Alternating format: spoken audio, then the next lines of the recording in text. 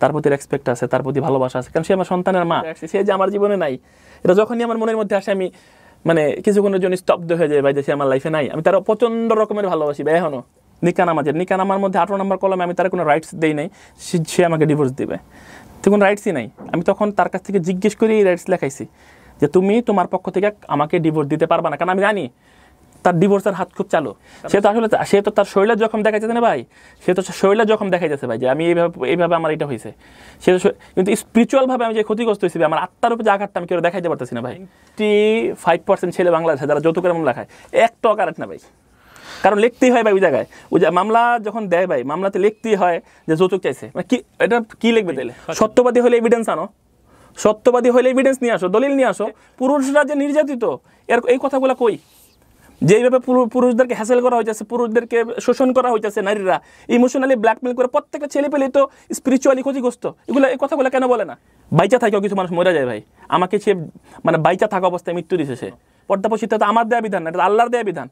আল্লাহ কোরআনে কি বলছেন? অকরনা ফি বুয়ুতিকুন্না, নারীরা তাদের ঘরে অবস্থান করবে, ওয়ালা তাবাররুজনা তাবাররুজাল জাহিলিয়াতিল উলা, যে তোমরা জাহিলি যুগের অজ্ঞতার যুগের মেয়েদের মতো নিজেদেরকে প্রদর্শন করে মানুষের সামনে বেড়ায়ও না। এটা আল্লাহর দেয়া বিধান, অকরনা ফি বুয়ুতিকুন্না, নারীরা ঘরে অবস্থান করবে। সে ঘরে থাক, তারপরে একান্ত প্রয়োজন হইলে সে তার ডক্টর কাছে যেতে হবে, তার একটা ফাস্টফুড খাইতে হবে, সে বের হবে, কিন্তু কন্টিনিউ সকাল দুপুর বিকাল সকাল দুপুর দিল্লি 3 বেলা বাইরে বাইরে ঘুরবে, এটা কেমনে হইলো? আর ফেসবুকে 5000-6000 ফ্রেন্ড মেনটেন করবে, এর মধ্যে 5000 ফ্রেন্ডে ছেলে ফ্রেন্ড থাকবে, এটা কি হইলো? যে আমি 600 500 600 অস্ত্র মামলার আসামি, আমার তো একটা ট্যাঙ্ক নিয়ে যাওয়া দরকার ছিল ভাই, একটা AK-47 নিয়ে যাওয়া দরকার ছিল ভাই। আমরা চাকু নিয়ে ফল কাটার বা নেল কাটার চাকু কেন নিয়ে যাবো ভাই? মানে 1.5 বার গাঁজা খেলে মানুষ মানে যা হয়, এটা মাথার মধ্যে মানে পাগল হয়ে গেছে, বুঝছেন না ভাই? যা কইতাছে জাতি মানে এগুলোই খাইতেছে ভাই, ঠিক আছে? সে বলছে আমি ভূমিদস্যু, একটা আল্লাহর কসম করে বলতেছি ভাই, এটা তো আমার দায়িত্ব না যেটা আমি দেখবো। কিছুদিন আগে যারা দুর্নীতি করছে, সবার কোন জায়গায় কি আছে, কটা রিসোর্টের মালিক, কটা জায়গার মালিক, কয় বিঘা জায়গা কিনছে, সবই কিন্তু কিছুদিন আগে ভূমি অফিস থেকে ছাড় দিতে পারে বেরিয়ে আসছে। আমার নামে যদি পুরো বাংলাদেশের ভিতরে 1 কাঠা জায়গা কেউ দেখাইতে পারে, 1 কাঠা জায়গা ভাই, ঠিক আছে, যার শাস্তি দিবেন তার শাস্তি মেনে নেবে। 1 কাঠা জায়গা, একটা ফ্ল্যাট, আমি একটা ফ্ল্যাটের মালিক, 1 কাঠা জায়গার মালিক। ভাই আপনি আমার সঙ্গে যোগাযোগ করলেন, বলেন আপনি একটু প্রথমে আপনার নামটা একটু বলেন ফর্মালিটিস অনুযায়ী। আসসালামু আলাইকুম রাহমাতুল্লাহি ওয়া বারাকাতুহু। আমি এমডি রনি, CEO আরাবিয়ান বুরকা কালেকশন। জি রনি ভাই, আপনার বয়স কত? আমার বয়স হইতেছে 39 প্লাস মাইনাস হইতে পারে। হ্যাঁ, ওকে। কোথায় জন্মগ্রহণ করেছেন? আমার জন্ম হইতেছে উত্তরা আজমপুর, দক্ষিণ ঢাকাতেই, মানে ঢাকার স্থানীয় আপনি? ঢাকার স্থানীয় আমি। ওকে জি ভাই, আপনি শুরু করেন আপনার বক্তব্য যেখান থেকে আপনি বলতে চান। মিডিয়াতে আলোচনার অভ্যাস আমার খুবই কম, তো এর আগে আমি লাইভ করা বা মিডিয়াতে আলোচনা রাখার মতো কোনো পরিবেশ তৈরিও হয় নাই, বা আমি যাইও নাই, ঠিক আছে? এইবার আমার ওয়াইফ যখন সে তার ফেসবুকে, সাবেক স্ত্রী, তো সে যখন এগুলো ফেসবুকে দেয়, পাবলিশড হয়, মানুষ জানতে পারে, তো সেই জায়গা থেকেই হয়তো এটা সব জায়গায় ছড়ায়। আমি আসলে এগুলো জানাজানি ছড়াছড়ি করতে চাইনি। সে আমার সাথে কি বলে, এই ঝামেলার পরে সে যখন তার সাথে কন্ট্যাক্ট হইতো, তখন সে আমার বাচ্চাকে দেখতে দিত না, বাসার নিচে আমি যাইতাম, এগুলা ঠিক আছে, বাসার নিচে আমি যাইতাম, তো সে এগুলার ভাবতো যে আমি তার হত্যা করতে গেছি, খুন করতে গেছি। সে থেকে আসলে ওনার সঙ্গে আপনার পরিচয়টা হয় কিভাবে? ওর সাথে আমার পরিচয় হইতেছে আমার আরাবিয়ান বুরকা কালেকশন যখন আমি শুরু করি, যেমন ফিউচার পার্কে, ওই জায়গায় সে লাইভ করতো আমার দোকানে। আচ্ছা, লাইভ করতে বলতে কি আপনার দোকানে এসে উনি বলেছেন যে আমি লাইভ করতে? না, এরকম না, আপনারাই অফার করেছিলেন? আমি যখন নতুন দোকান করছি তখন চিন্তা করলাম আমার প্রোডাক্টের একটা প্রচারের দরকার আছে, ফেসবুক লাইভ যেটাকে লাইভ, হ্যাঁ, প্রচারের দরকার আছে। তখন চিন্তা করলাম একজন যারা লাইভ করে কন্টিনিউ এরকম কাউকে দরকার, তো সে আমার পাশেরই দোকানে লাইভ করতো। আপনার চোখে পড়েছে? আমার চোখে পড়ে নাই, ঠিক আছে। আমার দোকানের যারা এমপ্লয়ি ছিল ওদেরকে আমি বললাম যে লাইভ টাইপ করায় তোমরা একটু প্রচার করো না কেন? তারা বললো যে তাহলে ঠিক আছে, আমাদের যমুনাতেই অনেক দোকানে লাইভ হয়, আমাদের পাশের দোকানে একটা মেয়ে লাইভ করে, তাহলে আমরা তাকে বলি। উনি কি ধরনের প্রোডাক্ট লাইভ করতেন ওই সময়টাতে? থ্রি পিস পাশের দোকানটা 3 পিস, নাকি উনি বোরকার দোকান? বোরকার দোকান 3 পিস দোকানের 3 পিস বা বিভিন্ন মানে কি বলে বিভিন্ন ক্রাইটেরিয়া প্রোডাক্ট। মানে ওনাকে আপনি কিভাবে দেখেছেন, যে হিজাব পরিহিত অবস্থায় এরকম দেখেছেন নাকি হিজাব ছাড়া দেখেছেন? তাকে আমি প্রাথমিক পর্যায়ে যখন সে আমার দোকানে লাইভ করতো, আমি তাকে লাইভের আগে, মানে লাইভের আগে তাকে আমি হিজাব ছাড়াই দেখি। তো তারপরে কি হলো ভাই? তারপরে ওরা তাকে মানে তার কথা বলে যে পাশের দোকানে লাইভ করে, তো সেই থেকে ঠিক আছে, তাহলে তো আনো লাইভ করাও, তাদের দিয়ে লাইভ করাও। তার আমার দোকান তো বোরকার দোকান, আমার দোকান আসলে তো অবশ্যই বোরকারই লাইভ করাবো। সেই থেকে আসে, তার সাথে একটা কন্ট্রাক্ট চুক্তি হয়, যে সে পার লাইফ কত করে নিবে, সেই থেকে তার সাথে আমরা চুক্তিতে যাই এবং সে কন্টিনিউ লাইফ শুরু করে। ওকে, ওই সময়টাতে আপনাদের মধ্যে একটা সম্পর্ক তৈরি হয়। দোকানে আসে বসে যে আপনার সাথে আসলাম, বসলাম, কথা বলতে। কিন্তু এই সম্পর্কে তো বিয়ে শাদীতে যাওয়া যায় না, কিন্তু আমি বলতে চাচ্ছি এমন একটা সম্পর্ক যে সম্পর্কের জায়গাটা থেকে মানে দুজনের আলাদা করে একটু বসা, একটু আড্ডা দেওয়া, নিশ্চয়ই এই বিষয়গুলো ছিল আপনাদের মধ্যে। জি, সবচেয়ে বড় কথা হলো তার বাসা উত্তরাতে। যেদিন প্রথম কথা হয়েছে আমিও থাকি উত্তরাতে। জি, এটা মানে এলাকার মানুষ যখন কথা বলছেন কোথায় থাকো, ঠিক আছে, সে বললো যে আমি তো উত্তরাতে থাকি। তো আমি বললাম আমিও তো উত্তরাতে থাকি। আচ্ছা, তো উত্তরাতে থাকি, আমি থাকি 14 নম্বর, সে থাকে 12 নম্বর, তো মোটামুটি মধ্যে কাছাকাছি থাকি। তো সে থেকে কথা যখন দীর্ঘদিন লাইফ কন্টিনিউ করলো, তখন বললাম যে ঠিক আছে চলো তাহলে একটু চা খাও, চা খাও, ঠিক আছে। তো এইভাবেই তার সাথে প্রথম পরিচয় আর কি। ওনার ব্যক্তিগত জীবন ওই সময়টাতে আপনার জানা হয়েছে? ব্যক্তিগত জীবন বলতে আসলে একদম পুরা তো জানি না। সে ডিভোর্স প্রাপ্ত ছিল, তার আগের হাজব্যান্ডের সাথে তার ডিভোর্স হয়ে গেছে, তার একটা বাচ্চা আছে, তো জানতাম। কারণ সে আসতো দোকানে, আমার বোরকার দোকান তো সব মেয়েরাই দোকানে আসলে, কারণ মহিলা কাস্টমারই ঢোকে, তাদেরকে ডিল করতে হয়। ছেলে বলতে ক্যাশিয়ারটাই ছেলে থাকে। তো সেও লাইভও করতো, বোরকা তো আর ছেলেরা পরে লাইভ করতে পারবে না, এর জন্য মেয়েদেরকেই লাইভ করাইতে হয়। ওকে, ওই সময়টাতে তার সঙ্গে আপনার জানাশোনা সেটা কি শুধুমাত্র কর্মীর সঙ্গে বসের জানাশোনাই ছিল, নাকি একটা অন্তরঙ্গ তৈরি হয়েছিল ওই সময়টাতে? সে আমার এমপ্লয়ি, সেই হিসাবে তার সাথে প্রথম পরিচয়টা আমার। যখন সে বললো যে উত্তরা থাকে, সেই থেকে কথা হচ্ছে দীর্ঘদিন একটা মানুষের সাথে চলতে চলতে এমপ্লয়ীদের সাথে আসলে একটা সম্পর্ক, ক্লোজ কথাবার্তা। বিয়ের অফারটা কিভাবে আসলো ভাই? বিয়ের অফারটা যখন সে বললো সে ডিভোর্সি, তার একটা বাচ্চা আছে, তখন চিন্তা করলাম যে তার তো বিয়ের প্রপোজ করতেই পারি।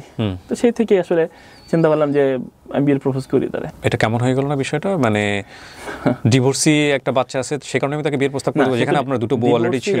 আমার বউ আছে বলে যে আমি আরেকটা বিয়ে করতে পারবো না, না আমি সেটা বলছি না, আমি সেটা বলছি উইথ ডিউ রেসপেক্ট। আপনার বউ আছে বলে আপনি বিয়ে করতে পারবেন, কোনো সমস্যা নাই, আমাদের ধর্মীয়ভাবে সেটা নিয়ম আছে, রাষ্ট্রীয়ভাবেও আপনি সেটা করতেই পারেন, ওটা আপনার ব্যক্তিগত বিষয়। বাট আমাদের জায়গা থেকে একটা পারসেপশন তৈরি হয় যে সাধারণত দুটো বউ তো ঘরে আছেই, বা দুটো বউ ঘরে নাও থাকলাম, ধরেন আপনি সিঙ্গেল মানুষ, কোনো সমস্যা নেই, তো সে ডিভোর্সি এবং সে তার বাচ্চা আছে, এই অবস্থায় আপনি কারণ হিসেবে তাকে বিয়ের প্রস্তাব করছেন, কারণ হিসেবে আসলে কি কারণ?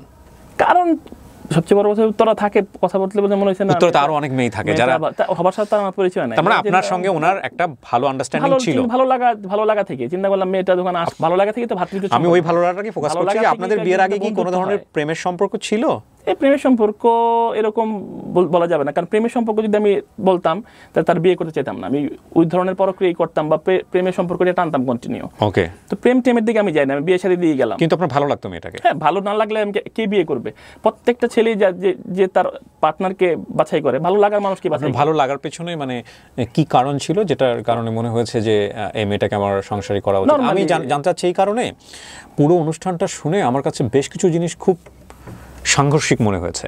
একটা যেটা হচ্ছে যে উনি বলেছেন যে বিয়ের পরে খুব কনজারভেটিভ একটা লাইফ ওনাকে লিড করতে বলা হলো, আর বিয়ের আগে আপনি তাকে দেখেছেন যে সে একটু অন্য ধরনের, যেটা আপনার সাথে হয়তো বা আপনার ফিলসফির সাথে সাংঘর্ষিক হতে পারে।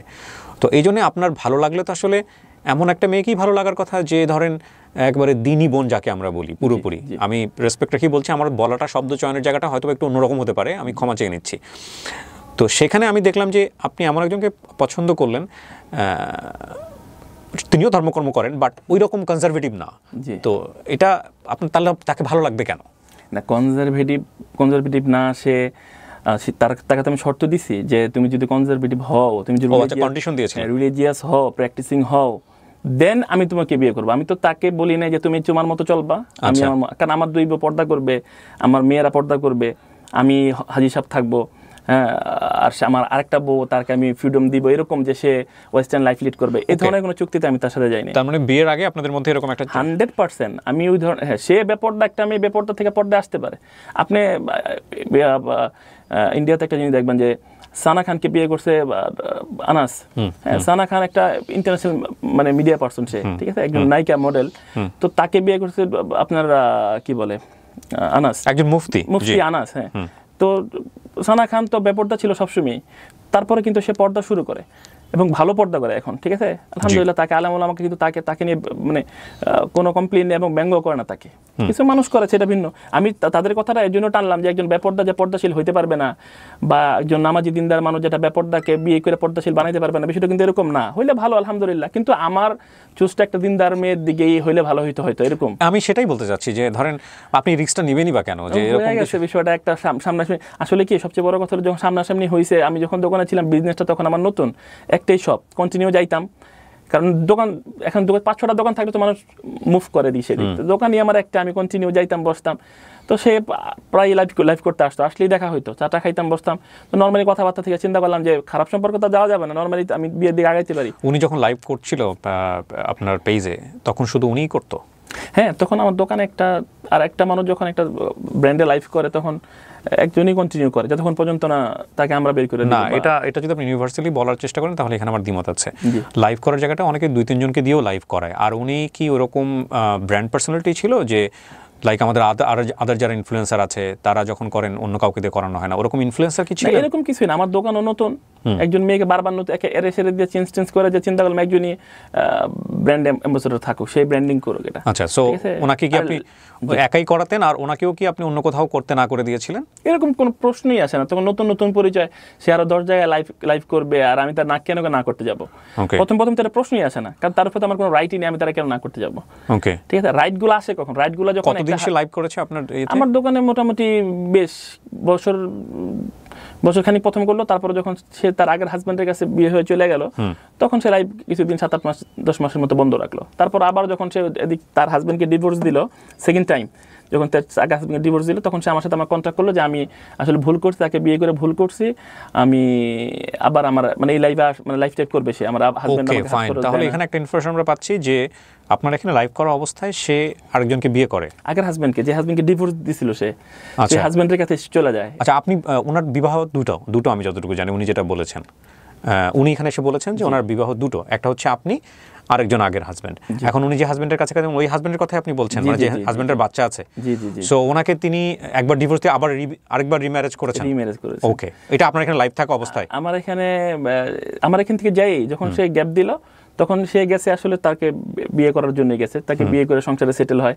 7-8 মাস সে সংসার করে। তারপরে তার এক টাইমে তার মনে হয় যে তার হাজবেন্ড তাকে যে কমিটমেন্ট দিয়ে নিছে, সে ভরণ পোষণ ঠিক মতো দিতেছেন, তাদের মধ্যে একটা কন্ট্রাডিকশন তৈরি হইলে, ঝামেলা তৈরি হইলে তখন সে আবার চিন্তা করে যে না, আমি রোজি রোজগার করবো, আমি আবার লাইফ টাইপ করবো। তারপর চিন্তা বললাম যে ঠিক আছে, তুমি যদি লাইভ করতে চাও আমার দোকান, তো তুমি সবসময় লাইভ করতেই, এটা তো এরকম না তুমি অচেনা, তুমি লাইভ করো, কন্টিনিউ আসো। তখন উইন দ্য মিন টাইম কি আপনার যে গ্যাপটা ছিল অন্য কোনো মেয়ে লাইভ করছে আপনার? হ্যাঁ, তখন টুকটাক হয়তো ওরা এনে করাইছে লাইভ। ওকে, ঠিক আছে। তাদের মধ্যে কেউ কি এই ধরনের কোনো কমপ্লেইন করেছে আপনার এগেইনস্ট?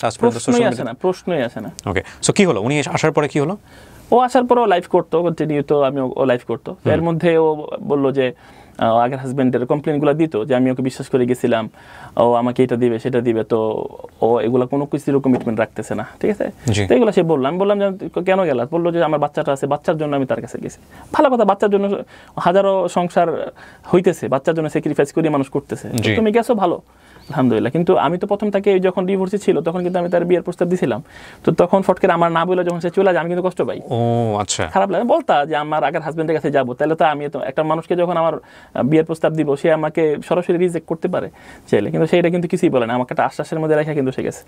তো হাজবেন্ডের সাথে আবার তার কনফ্লিক্ট হয়েছে, ঝগড়াঝাটি হয়েছে, সাংঘর্ষিক কিছু হয়েছে করে, দেন সে আবার আসছে লাইভ করবে। তো লাইভ ওই টাইমে চিন্তা করছে যে না, আমি কাজ করি, আমি এই লাইফ টাইপের জগতে থাকবো। তো দেন সে মাঝখানে যখন আসলো আইসা তার হাজবেন্ডকে সে ডিভোর্স করলো, এর মাঝখানে তার সাথে আমার কথাবার্তা হইতো। তখন আপনার একটা ভালো লাগা ছিল তার প্রতি? ডেফিনেটলি মানুষকে দেখ, আমার দোকানের সমস্ত এমপ্লয়ীদের প্রতি, যারা ছেলে মেয়ে যারাই আছে সবার প্রতি একটা ভালো লাগা, ভালোবাসা, সবার ভালোবাসা থাকে। কিন্তু ইন্ডিভিজুয়ালি সে যখন প্রথম আমার দোকানে আসে, তাকে যখন আমার বিয়ের প্রস্তাব আমি দিই, তার প্রতি তো একটা আলাদা ডিফারেন্টিটি তো তোমার ছিল। আপনার বিয়ের প্রস্তাব পাওয়ার পরে সে যখন তার এক্স হাজবেন্ডের, আপনার কথা অনুযায়ী এক্স হাজবেন্ডের কাছে গিয়ে আবার সংসার করা শুরু করলো, তারপরে যখন সে ওটা আবার ছেড়ে আপনার দোকানে আসতে চাচ্ছে, তখনও আপনি তাকে নিয়ে চিন্তা করছেন ডেফিনেটলি যে না, তাকে আমি বিয়ে শাদী করবো? না, তখন আসলে সে যখন আইসা আবার যখন তার প্রবলেমগুলো সে আমাকে মানে রিপ্লাই করলো, আবার সে আগের প্রবলেমগুলো, যে এই প্রবলেমগুলো হইতেছে, আমি তার ডিভোর্স দিয়ে দিব, ছেড়ে দিব, তখন এটা তো তোমাদের ব্যাপার, তোমরা যা করতেছো, আপনার কোনো হাত ছিল না ওখানে? ও একটা ম্যাচিউরড মেয়ে, ও একটা জ্ঞানী মেয়ে। আপনি তো তাকে আশ্বাস দিয়েছেন বা ইনফ্লুয়েন্স করেছেন, এরকম করেছেন কিনা? মানে এটা তাকে আশ্বাস দিব কেন? মানে তার হাতে যেহেতু অপশন আছে, তো মানুষের আশ্বাস যাবে কেন? মানে যেহেতু আমার হাতে সচেতন, সে তার আগে যে আমার কাছে এভিডেন্স গুলো আছে, তার যে লোকের কথা আমি বলতেছি, এই লোকের আগেও কিন্তু তার বিয়ে হয়েছিল। আপনি কনফার্ম? 100% আমার এভিডেন্স আছে, এই লোকের আগেও তার বিয়ে হয়েছিল। আমি তো এখানে এভিডেন্স ছাড়া কথা বললে আপনারা তো মানুষ কি বলবো আমরা তাহলে? প্রথম দিন তো লাইভে এসে জাস্ট আমি আমার বিষয়গুলো সে যেইভাবে বলতেছিল, তখন তো লাইভে এসে আমার কথাগুলো বলতে হয়েছে যেন মানুষ অন্তত বুঝে দেয় না এখানে কিছু আছে, কথা আছে। তো এর জন্য সে আচ্ছা, এই যে আগেও আরো বিয়ে ছিল, এটা আপনি জানছেন কি ওনাকে বিয়ের পরে না বিয়ের আগে? বিয়ের পরে। ও আমার সাথে এগুলো সম্পূর্ণই গোপন করে গেছে, গোপন করে স্কিপ করে গেছে। উনিও তো বলেছে যে আপনার বিয়ের ব্যাপারে যে উনি একটা বলেছেন, উনি পরবর্তীতে জেনেছে আপনি আরো একটা। আমি প্রায় 18 বছর 17-18 বছর বয়সে আমি বিয়ে করছি, ঠিক আছে। আমার বাচ্চা কাচ্চা নিয়ে আমি দোকানে আসতাম, তারা উদ্বোধন করতো, আসতো, যমুনাতে থাকতো, দোনো নিয়ে আমি যমুনাতে আসতাম। সেইগুলো সব দেখে শুনি, এগুলোর অ্যাভেলেবেল ভিডিও আমার কাছে আছে। ও যদি চায় এগুলো আমি পাবলিশ করতে পারি, আপনাদেরকে দিতে পারি। ও দেখেই বিয়ে করছে। এখন আসলে মিডিয়ার সামনে কথা বলতে গেলে, নিজেকে বাঁচাইতে গেলে তো 2-4টা কথা এদিক সেদিক করে সে বলবে। এখন আমি আসলে তার প্রতি রেসপেক্ট এখনো আমার আছে, তার প্রতি রেসপেক্ট আছে, তার প্রতি ভালোবাসা আছে, কারণ সে আমার সন্তানের মা। কিন্তু এই যে পাবলিক জানলো বিষয়টা, ঠিক আছে, এর দ্বারা সে কি পাইলো? সে পাবলিকলি আমাকে হ্যারাস করলো, আমার বিজনেসের উপর একটা এফেক্ট পড়লো। এগুলাতে কিছু আসা যায় না, আলহামদুলিল্লাহ, আল্লাহ বরকত দিলে সবই ঠিক হয়ে যাবে। কিন্তু এগুলার দ্বারা মানুষ হাসানো তো উচিত ছিল না তার। সে পারিবারিক বিষয়গুলো পারিবারিকভাবে বিশ্বাস করতে পারতো। আমি কিন্তু লাস্টে তার উপরে যেই কথাগুলো বললাম, যে অভিযোগগুলো দিলাম, যে পরক্রিয়ার ব্যাপারটা, তার যদি এতই ওই হাজবেন্ড ভালো লাগে বা ভালো লাগতো, সে কিন্তু ওর সাথে কন্টিনিউ করতে পারতো। আমি কিন্তু জোর করে তারা নিয়ে আসি নাই। এবং সে এখন যার সাথে আমি বললাম যে সে আবার তারা বিয়ে করবে, একটা ছেলের এসে 2বার ডিভোর্স দিয়ে 2বার বিয়ে করছে, এখন আবার তার কাছে যে তারা বিয়ে করবে, মানে 3বার ডিভোর্স দিয়ে 3বার তার কাছে যাবে, এইটা খুবই ন্যারো মাইন্ডের ব্যাপার ভাই, কথা বলছেন। আমি কখনোই কল্পনা করি নাই। আচ্ছা, আপনার কিছু বক্তব্য চলে আসতেছে যেটা মানুষকে বুঝতে হলে ওই ইত্তেফাকের ভিডিওটা দেখতে হবে। আমি একটু ধারাবাহিকভাবে যাই, আমি চাই যে কমপ্লিট মেসেজটা এখান থেকেই আসুক, কনফিউজ হয়ে যাবে অনেকে। তো এই বিয়ের ডিসিশনের ব্যাপারে আপনার যারা স্ত্রী ছিল তাদের সঙ্গে আপনার কথা হয়েছিল? না, আসলে অ্যাকচুয়ালি আমি কথা বলিনি তাদের সাথে। বিয়ে করার পরে আপনার আগের পরিবারকে জানবে কিনা, যেহেতু ছেলেমেয়েরা আছে তারাও একসময় জানবে, সো আপনার প্ল্যানটা কি ছিল? আমি তাদের কাছ থেকে আসলে তারা জানবে না এরকম, এগুলো গোপন রাখা যায় না আসলে, যে কয়দিন রাখা যায়। বিয়ে করার কিছুদিনের মধ্যে তারা জানা যায়, তারা একটু কষ্ট পায়, তাদেরকে আমি ম্যানেজ করি। কিন্তু আমি তাদেরকে জানাই তার বিয়ে করিনি, যে বল আমি বিয়েতে যেতেছি, আমার সাজায় গোছায় দাও, বিষয়টা এরকম ছিল না। কিন্তু বিয়ে যেহেতু আমার জন্য বৈধ, আল্লাহ যেহেতু নির্দেশনা দিচ্ছেন, ছেলে চাইলে 4টা মধ্যে বিয়ে করতে পারে। হ্যাঁ, সেকুলার সমাজে হয়তো এটা খারাপভাবে দেখে, কিন্তু আলহামদুলিল্লাহ এগুলো কিন্তু ইসলামের যে যুগ ছিল, আমাদের সালাফরা কিন্তু এগুলোতে অভ্যস্ত ছিলেন, একের দিক বিয়ে করছেন। তাদের সময় জিনা ব্যভিচার কম ছিল, তাদের ওয়াইফ বেশি ছিল। আমাদের বর্তমান সেকুলার সমাজে কিন্তু জিনা ব্যভিচারই বেশি, তারা বিয়ে করতে চায় না। ফেসবুকে 2000-4000 ফ্রেন্ড মেনটেন করে তারা। আপনার কখনো মনে হয়নি যে আমি যে আরেকটা বিয়ে করব, আমার আগের ওয়াইফ যারা আছেন তারা যদি একটা কমপ্লেইন করে, একটা আইনি ব্যবস্থা নেয়, সেটা আমার জন্য বিপজ্জনক হতে পারে? না, এরকম কিছু মনে হয় নাই, এবং তারা এই ধরনের কোনো স্টেপ নিবে না। কারণ আমি যদি বৈধ কিছু করি, কোরআন সুন্নাহ সম্মত কিছু করি, তারা আমার বিপক্ষে কখনো অ্যাকশনে যাবে না। এটা আপনার কনফিডেন্স ছিল? 100% আলহামদুলিল্লাহ, তারা প্র্যাকটিসিং, এবং এটা কষ্ট তারা পাইছে, এটা তো শিওর, বাট তারা কোনো অ্যাকশনে যাবে না আলহামদুলিল্লাহ। আচ্ছা, সো রয়া তাসনিমও এই ব্যাপারটাই মেনে নিয়েছিলেন?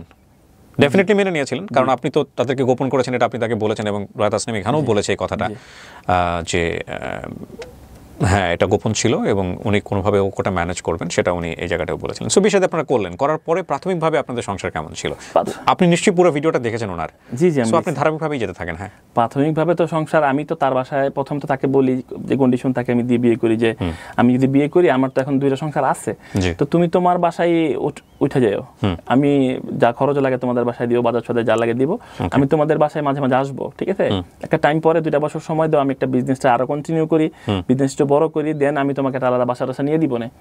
তো সে তাদের বাসায় আসলে ওঠার কিছুদিন পরে তার মার সাথে তার একটা দ্বন্দ্ব হয়, ঝগড়া হয়, ভালোই ঝগড়া থাকে। এই মা মেয়ের ঝগড়া, এর মাঝখানে আমি পড়তে চাই না। আচ্ছা, তো সে একদিন রাগ করে কান্নাকাটি করে রাতে বলে যে আমি থাকবো না এই বাসায়, এই মহিলার সাথে আমি থাকবো না, আপনি আমাকে বাসা নিয়ে দেন। ও, ওনার আম্মার সাথে ঝগড়া ছিল? ঝগড়া লাগে, বাসা নিয়ে দেন, আপনি আমার বউ, আপনার বউ আমি, ঠিক আছে?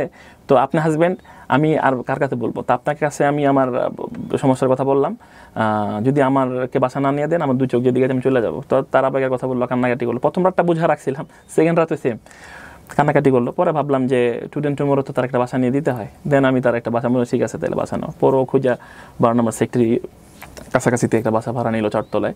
তো এটাতেই প্রথম বললো যে ঠিক আছে অ্যাডভান্সে টাকা দেন, টাকা দিলাম, যে ফার্নিচার টাকা দেন, তো টাকা দিলাম, সেগুলো কিনে টিনে টুকটাক বাসা সাজাইছে, সব ছবি আছে, এগুলো সব ভিডিও টিডিও আমার কাছে আছে আলহামদুলিল্লাহ, যে আমার বাসা নিয়েছি, ও নিতেছে, অ্যাডভান্সের ডিটি সবই আছে আলহামদুলিল্লাহ। তো তাকে আমি একটা সুন্দর সংসার দিছি। বাচ্চা নিয়ে আপনাদের মধ্যে আন্ডারস্ট্যান্ডিংটা কি ছিল? বাচ্চা মানে তার আগের ঘরের যে বাচ্চাটা? বাচ্চা তার আগের ঘরের বাচ্চা দেখেই তো আমি তার বিয়ে করছি, এবং সেই বাচ্চা তো এরকম না যে আমার বাচ্চা 7-8টা বাচ্চা এগুলো তার কাছে থাকবে, এরকম না বিষয়টা। তাকে বিয়ে করছি, তার বাচ্চা আমার কাছে থাকবে, এবং তার বাচ্চা আমাকে বাবা বলে ডাকতো। তার বাচ্চা বলো কেন, আমারই বাচ্চার মতো, আমারই বাচ্চা, তো বাবা বলে ডাকতো। তাকে আমি প্রচণ্ড আদর করতাম, কখনো একটা ধমকও দিইনি। আল্লাহ তো দেখছেন আলহামদুলিল্লাহ, বাদাল মাউত তো আল্লাহ এগুলো বিচার করবেন। আজকে দুনিয়ার মানুষ বিচার করতেছে, দু একটা কমেন্টস টমেন্টস করতেছে, এগুলা কোনো এফেক্ট ব্যক্তি জীবনে মানুষের টুকটাক পড়লে ওগুলা একসময় ভুলে যায় মানুষ, কিন্তু আল্লাহ তো আল্লাহর খারাপ থেকে কখনো এগুলো যাবে না।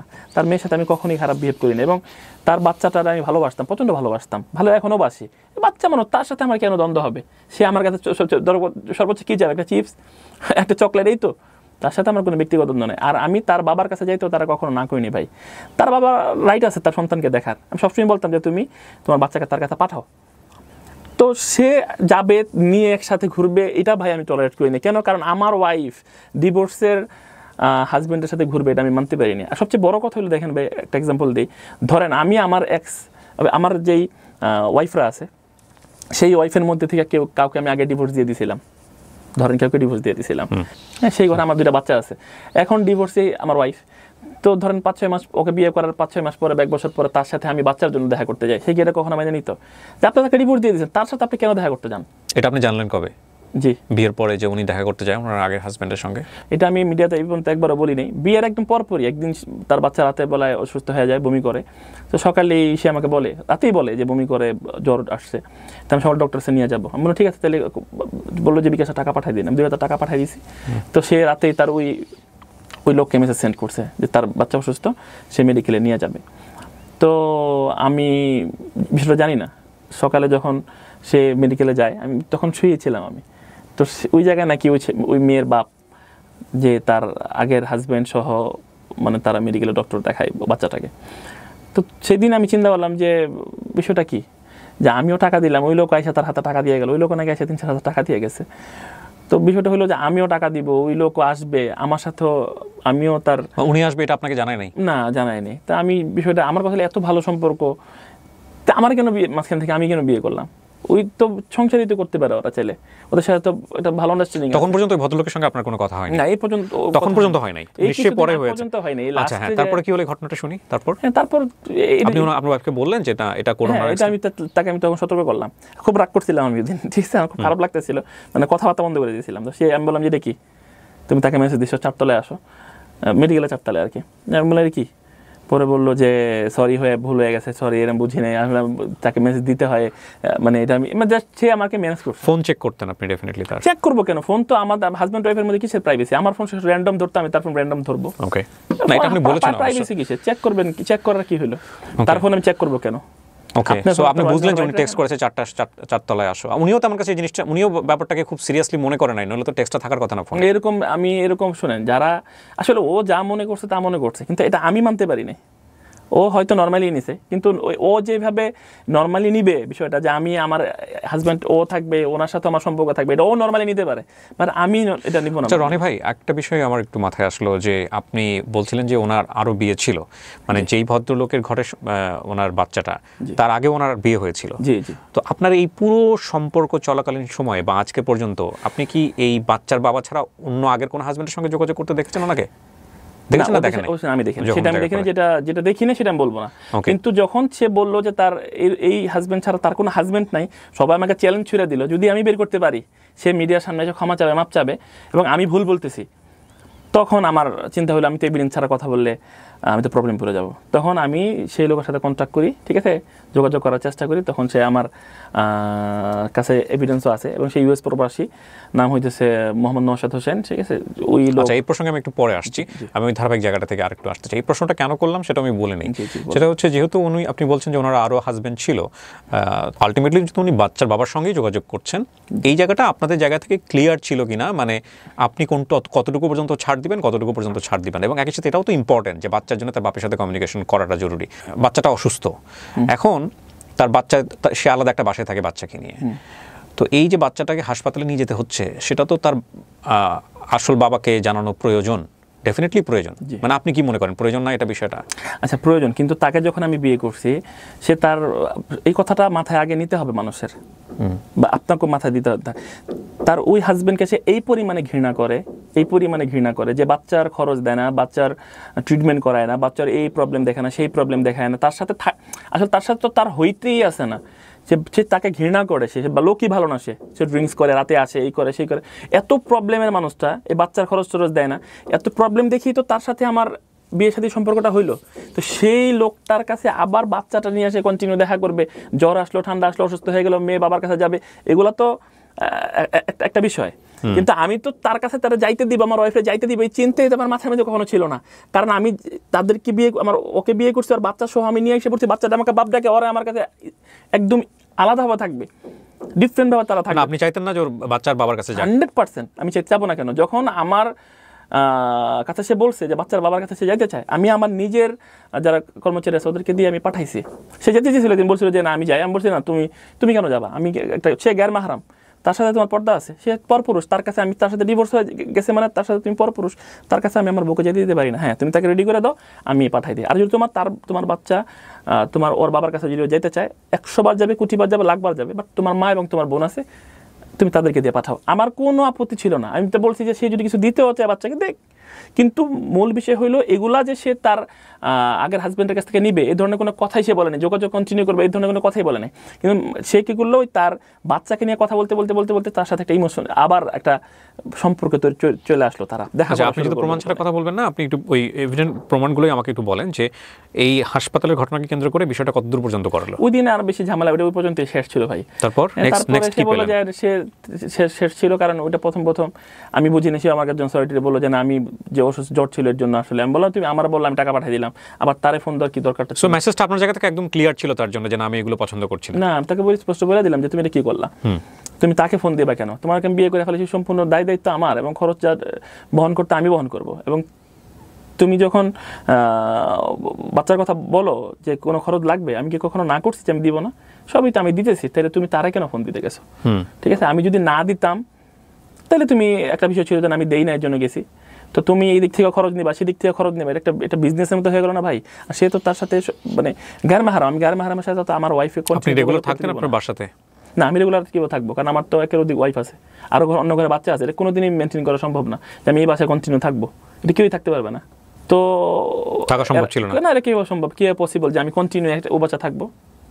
কারণ আমার আরো বাচ্চা, অন্য ফ্যামিলিতে বাচ্চা আছে, তাদের কথা আমার দেখাশোনা করতে। আর তখন যারা দুজন বিয়ে করছি, তখন তো তারপরে আমার বাচ্চা ছিল না, সে তার বাচ্চাকে নিয়ে থাকবে, তার আল্লাহ বাসে নিয়ে দিয়েছি, তার ভরণ পোষণ, খাবার দাবার, ইচ এন্ড এভরিথিং আমি দিয়েছি। তার যে বাচ্চাকে নিয়ে সে বিয়ে বসে, তাকে আমি মাদ্রাসায় বন্ধে ভর্তি করে দিয়েছি। আমরা যদি একটু মানবিকভাবেও যদি চিন্তা করি, একটা মানুষ একটা ভিন্ন পরিবেশ থেকে আসছে, এখন সে তো রাতারাতি পরিবর্তন হতে পারবে না, তাকে তো সময় দিতে হবে। তো এই যে ধরেন কনজারভেটিভনেস নিয়ে বলেন, বা তাকে আপনি যে লাইভ থেকে বন্ধ করে দিলেন, ফেসবুকে লাইভ করা, তুমি আমার ওয়াইফ এখন, সো আর লাইভে যেতে পারবা না, বন্ধুদের সাথে আড্ডা দিতে পারবা না, যেখানে যাও আমার পরামর্শ নিয়ে যেতে হবে, তো উনি তো এগুলোতে সফোকেটিং ফিল করবেন, দম বন্ধ হয়ে আসার মতো একটা অবস্থা তৈরি হবে। একটা জিনিস হচ্ছে যে আমি জানি না, আমি ধর্মীয়ভাবে খুবই কম জানা একটা মানুষ ভাই। আপনি আমার মাদ্রাসা লাইনে পড়াশোনা করছেন, আপনি অনেক জানেন। আমার কথা আমি বিনীতভাবে আপনাদের কাছ থেকে ক্ষমা চাই, যদি ভুল হয়ে থাকে আমাকে কারেকশন করে দিন। আমাদের ইসলামেও তো একটা খুব সুন্দর পদ্ধতি আছে, হুইচ ইজ কল হিকমা।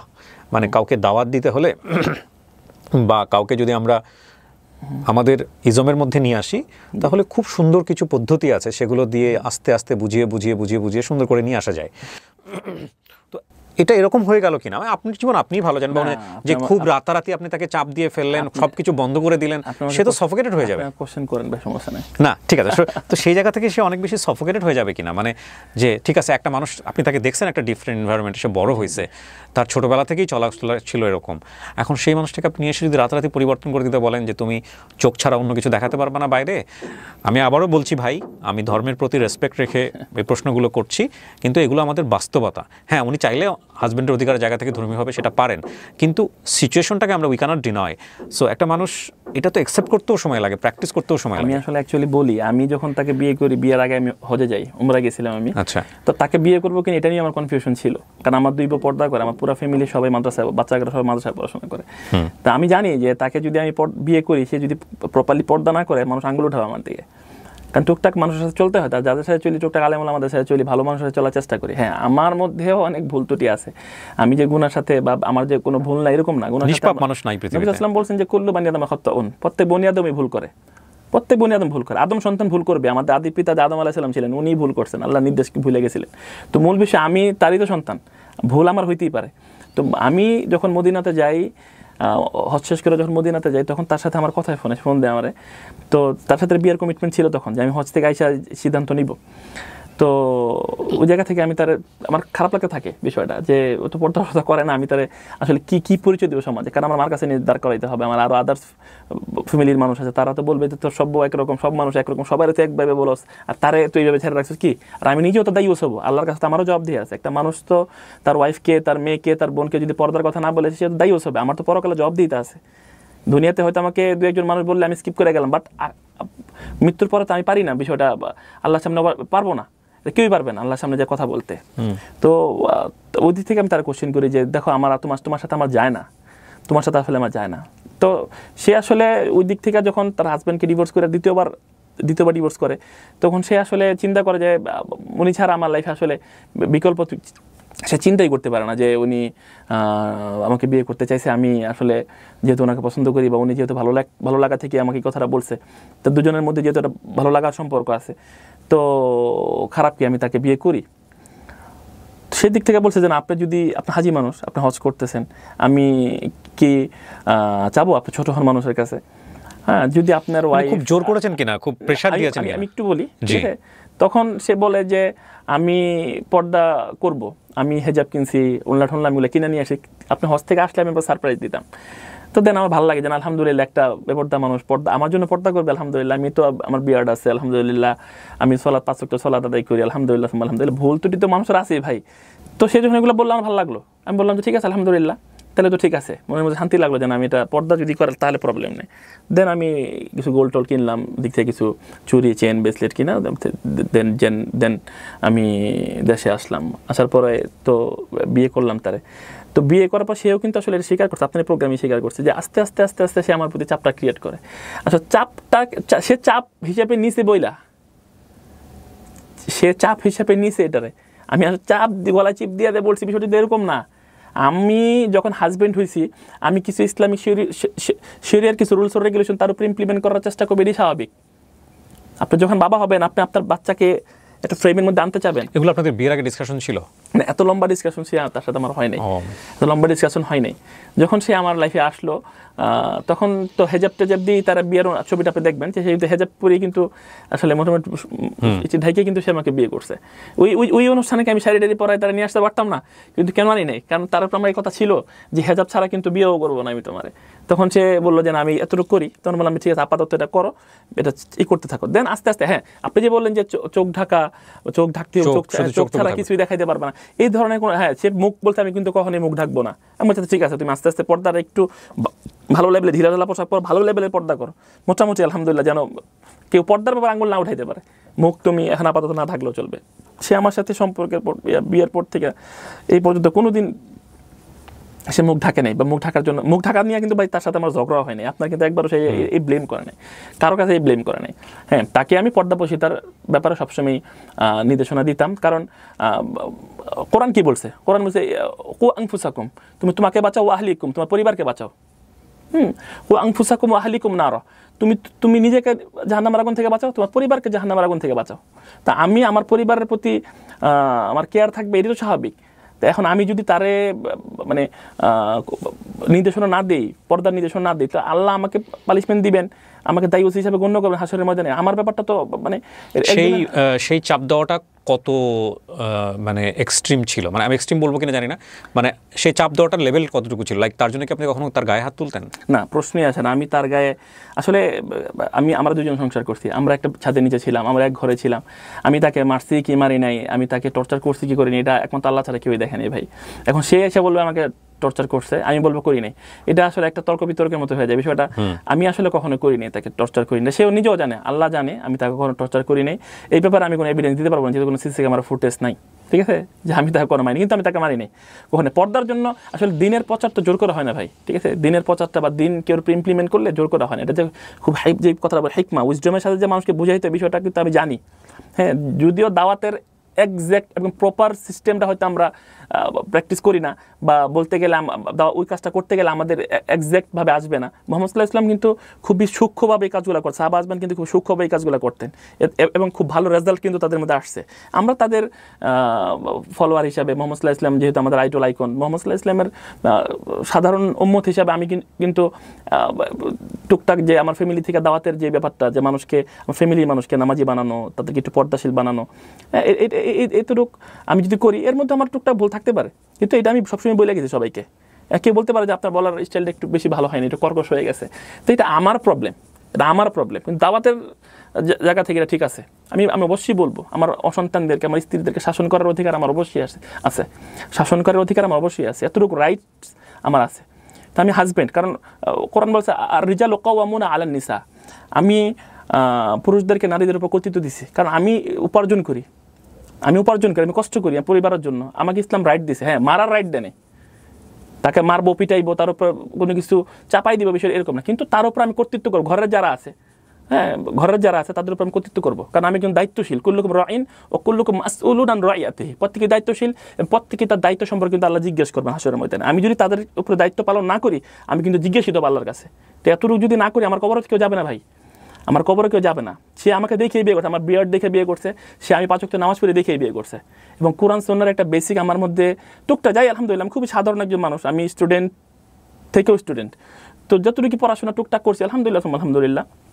আমি কখনোই ওই জায়গা থেকে চাবো না কোনোদিন আমার ওয়াইফ ব্যাপারটা থাকুক, বা আমি ওই ধরনের চাপ তার উপরে ক্রিয়েট করবো না, যে যেটা ইসলামে আপনি দৃষ্টান্ত হিসেবে আনতে পারবেন না, যে এই ধরনের চাপ কি ইসলাম আপনাকে দিতে বলছে কিনা। তো এইরকম এক পরিস্থিতি কেন তৈরি হলো, মানে লম্বা একটা সেপারেশনে চলে যেতে হলো? লম্বা সেপারেশন তো সেই গেছে, আসলে লম্বা সেপারেশন হাজব্যান্ড ওয়াইফের মধ্যে ঝগড়া হইতে পারে ভাই, ঝগড়া হয়, মিল মোহব্বত হয় ভাই। সে মনে করছে যে সেপারেশন থাকা দরকার, সে মনে করছে যে আমি লাইফটা যে প্রথম কোশ্চেন দম বন্ধ করা অবস্থা আমি নিতে পারতেছি না। এখন সে সেকুলারিজম যদি প্র্যাকটিস করে, আমি তো তার সাথে থাকতে পারবো না, বা সে আমার সাথে থাকতে পারবে না। কারণ ভাই একটা ট্রাকের মধ্যে যদি একটা ট্রাকের চাকা লাগান, একটা রিক্সার চাকা লাগান, দুইটা একসাথে চলতে পারে না ভাই। আপনার জায়গা থেকেও তো গিভ আপ করাটা উচিত ছিল, যদি একটা মানুষ আপনার সঙ্গে থাকতে নাই পারে। মানে আপনি যে এতে বলছেন সেটাতে আমি বলছি, যখন আপনি বুঝতেই পারছেন যে সেও তো আপনার সাথে স্টে করবে না, সে পারতেছে না, তখন আপনিও তো এক ধরনের হাল ছেড়ে দেওয়া উচিত, নইলে তো সেটা সাফোকেটিং একটা এনভায়রনমেন্ট। হাল ছেড়ে দেওয়া, আমি একটা বলি, কিছু কিছু জায়গায় গিভ আপ করা উচিত, কিছু কিছু জায়গায়। আমাকে খুব ভালো একজন পরামর্শ দিয়েছিলেন যে দড়ি টানতেছি আমি, কিন্তু সেই দড়িটা এমন হয়ে যাচ্ছে যে আমি ছাড়তেইছি না, কিন্তু দড়ি যদি আমি না আছি, দড়ি মাঝখান থেকে ছিঁড়ে যাবে। তো এখন যে কোনো এক পক্ষকে দড়িটা ছেড়ে দিতে হবে, দড়িটাকে যদি আমি সেভ করতে চাই। সো আপনি যখন বুঝেই গেছেন যে না এটা হচ্ছে না, নাকি আপনি আরো চেষ্টা করতে চাইছেন? আমি বুঝেই যাই নাই যে তাকে ছেড়ে দেওয়া উচিত। আমি আমার বাচ্চার মাসে একটা বাচ্চা হয়ে গেছে, সংসারটা ভেঙে যাবে কোনোদিন ভাই। আমার সংসার কি ভাঙার জন্য আমি এখন সংসার ভাঙা অবস্থা না ভাই। আমার যারা ওয়াইফ আগে ছিল তারা সবাই আছে। আপনার কখনো ডিভোর্স হয় না? আমি কখনো কেউ ডিভোর্স দেই নাই ভাই। ডিভোর্সের কাগজে কোনো সিগনেচারই করিনি ভাই। যা করতে বিয়ে করছি আমি চাইছি, যেহেতু তাকে আমি বিয়ে করে ফেলাইছি, সমাজে সবাই যাই না গেছে স্বীকৃতিপ্রাপ্ত বউ, তো সমাজের মধ্যে তার একটা পরিচয় হয়ে গেছে, একটা বাচ্চা হয়ে গেছে। সেই জায়গায় আমি সে কখনো আমার থাকবে না। আমি এখনও যদি আমি শুয়ে যে ঘুমাই, আজকে সকালে যে আমি ঘুমের থেকে উঠে আসছি, সে যে আমার জীবনে নাই, এটা যখনই আমার মনের মধ্যে আসে আমি মানে কিছুক্ষণের জন্য স্তব্ধ হয়ে যায় ভাই, যে সে আমার লাইফে নাই। আমি তার প্রচন্ড রকমের ভালোবাসি ভাই এখনো। হয়তো কোনোদিন সে আমার থাকবে না, হয়তো। এই ভালোবাসার মধ্যে কি খুব বেশি পজেসিভনেস ছিল? আমি জানি না। মানে এরকম কি হলো যে এই ভালোবাসা আমাকে যে কোনো ভাবে যে কোনো মূল্য পেতেই হবে? না, এরকম আমি জোরাজোরি করি বা জোর করে ভালোবাসা হয় না। জোর করে যেরকম ইসলাম প্রচার করা হয় না, জোর করে ভালোবাসা হয় না ভাই। ভালোবাসাটা হইতেছে হাজবেন্ডরা আল্লাহর পক্ষ থেকে, এটা মানে কোরআন সরাসরি বলে দিয়েছেন যে এটা ভালোবাসাটা আল্লাহ, এটা মাওয়াদ্দাত ওয়া রাহমা, এটা আল্লাহর পক্ষ থেকেই আল্লাহ মানুষের হাজব্যান্ড ওয়াইফের প্রতি এই প্রীতি ভালোবাসা আল্লাহ সৃষ্টি করেন। এটা যখনই তাদের বৈধ সম্পর্কে তারা আবদ্ধ হয়ে যায়, মাওয়াদ্দাত ওয়া রাহমা, এটা আল্লাহ তৈরি করে দেন। এটা এখন যেটা আমার মধ্যে আছে, এটা আল্লাহ তৈরি করে দিয়েছেন ভাই। যেহেতু বিয়ে করছি তারা, সে আমার ওয়াইফ, এটা আলহামদুলিল্লাহ আল্লাহর পক্ষ থেকেই। কি হলো মানে আপনারা সেপারেশনে যখন গেলেন, সেপারেশনে যাওয়ার পরে আলটিমেটলি আপনি বাসায় যেতেন না একদমই? আমি কিছুদিন রাগ করেছিলাম তার সাথে, কারণ তার ওই যে আগের হাজব্যান্ডের সাথে সে গেল, যে কি নিয়ে ধরা পড়লো, কি নিয়ে ধরা পড়াটা আসলে সে তার বাচ্চাটাকে ই করে, ওই আমি যে মাদ্রাসাটায় ভর্তি করি আর রুহ ইন্টারন্যাশনাল স্কুল, এটা ইংলিশ মিডিয়াম সাথে আরবিকও আছে, তো সেটাতে সে তাকে ভর্তি করি। তো আমি সব খরচ টরচ একদম স্কুল ফ্রেস তার থেকে নিয়ে সবকিছু ভাইজান তার আমি করে দিই কিন্তু। তো সে দীর্ঘ 7-8 মাস পড়াশোনা করে, এরপর ফট করে তার আগের হাজবেন্ডের সাথে কন্ট্যাক্ট করে সে মেয়েটাকে ওই মানে স্কুলে টিপিএসসি স্টেশনে ভর্তি, ইংলিশ মিডিয়াম ভর্তি করবে। ও পরামর্শ না করেই আগের হাজবেন্ডের সাথে পরামর্শ করে একটা স্কুলে ভর্তি করে। আমি একটা হাজবেন্ড আমার সাথে উইদাউট পারমিশন, উইদাউট পরামর্শ ভাই, সে তার বাচ্চাটাকে ওই মাদ্রাসা থেকে বের করে দিয়ে, বাচ্চারা আসতো, ঘরে আসতো, বলতো বাবা আমি জালিফ বা শিখাইতো, বলতো বাবা এটা আমাকে শিখাই দাও। মানে আগের স্কুলে আপনি ভর্তি করে দিয়েছিলেন মাদ্রাসাতে, সেখান থেকে বের করে নিয়ে উনি ওনার আগের হাজবেন্ডের সাথে কমিউনিকেট করে ওনাকে অন্য একটা স্কুলে ভর্তি করে, ইংলিশ মিডিয়াম স্কুলে ভর্তি করে দিলেন। ইংলিশ মিডিয়াম স্কুলে ভর্তি। উনি কি চেয়েছিল যে মেয়েটা ইংলিশ মিডিয়াম স্কুলে পড়াশোনা করুক আগে থেকেই, আগের মেয়েটা? না না, আপনি চেয়েছিলেন মাদ্রাসায় পড়ুক, উনি চেয়েছিল ইংলিশ মিডিয়ামে পড়ুক, এরকম হয়েছিল? মাদ্রাসায় আমার যে ওয়াইফ, হ্যাঁ আপনার ও নিজেই চাইছে যে যেহেতু আমি হাজি মানুষ, ও পর্দা টর্দা করে আলহামদুলিল্লাহ, তো হজ থেকে আসার পরে চিন্তা করছে আমরা যেহেতু প্র্যাকটিসিং হবো তাহলে আমাদের বাচ্চা মাদ্রাসায় পড়ুক। ওই নিজে থেকেই নিয়ে উইলিংলি ওই জায়গায় কিন্তু ফর্ম, আমি ওই কাগজটা আমার কাছে আছে, আমি ছেলে আপুকে দেখাইতে পারি যে ওই জায়গায় কিন্তু আমি বাবা এবং ও মা হিসেবে সাইন করে দিয়েই কিন্তু বাচ্চাটা ওই জায়গায় ভর্তি হয়। কিন্তু এই 7-8 মাস পড়াশোনা করে কিন্তু তারপরে নিয়ে এসে যে ইংলিশ মিডিয়াম স্কুলে ভর্তি করলো, এটা আমাকে জানা নেই, এটা আমাকে জানাই নেই। এবং তারা যে ওই জায়গায় আপনার গার্জিয়ান হিসেবে যে গেল তারা প্যারেন্টস মিটিং এ, এটাও জানাই নেই, এটাও আমার জানাই নেই। এবং আমার তো খুবই খারাপ লাগছে যে আমার বউ, ঠিক আছে বাচ্চা, আমি বাবা ডাকতেছে, সে তার প্রতি একটা ফিলিংস তৈরি হইতেছে আমার ঘরে, আমি পড়াশোনা, সেই বাচ্চারা সে দোয়া টোয়া বলে, খাবার দোয়া বলে, হ্যাঁ তো আমার ভালো লাগে দোয়াগুলো, আমি যখন শুনি তার মুখে বারবার বলতে থাকে, মাদ্রাসা থেকে পড়াই দেয়, সে ঘুর করা এগুলো বলতে থাকে, আলিফ বা তাসা বলতে থাকে, বিভিন্ন কথা আমার ভালো লাগতে থাকে আলহামদুলিল্লাহ। এর মাঝখানে মেয়েটাকে নিয়ে আসে ইংলিশ মিডিয়াম স্কুলে ভর্তি করলে, এখন জিজ্ঞেস করলে বলে প্যারেন্টস মিটিংয়ে যাই। হ্যাঁ আমি বললাম, তারপরও আমি কিন্তু আপনার কথা হলো কিভাবে? এই যে যেদিন আমি তারা হাতে নাতে ধরলাম, কিভাবে ধরলাম? হাতে নাতে ধরলাম বলতে তারা একদিন এই যে এই ঝামেলার পর, ঠিক আছে, ফট করে একদিন দেখলাম তারা আপনার, এর মধ্যে আমি অনেকবারই তাদেরকে দেখছি, ঠিক আছে, তাদের কথা শুনছি, তারা বেরোয় যাচ্ছে এবং দেখছি ভিডিও ফুটেজ সব আমার কাছে এগুলো আছে। তো তারা আপনার ওই এয়ারপোর্ট একটা মার্কেট হয়েছে ইউনাইটেড গ্রুপের, ওই যে সেন্ট্রাল পয়েন্ট, জি সেন্ট্রাল পয়েন্টের টপ ফ্লোরে ফুড কোর্টে তারা খাইতে যায়। এটা আপনি নিউজ পান কিভাবে?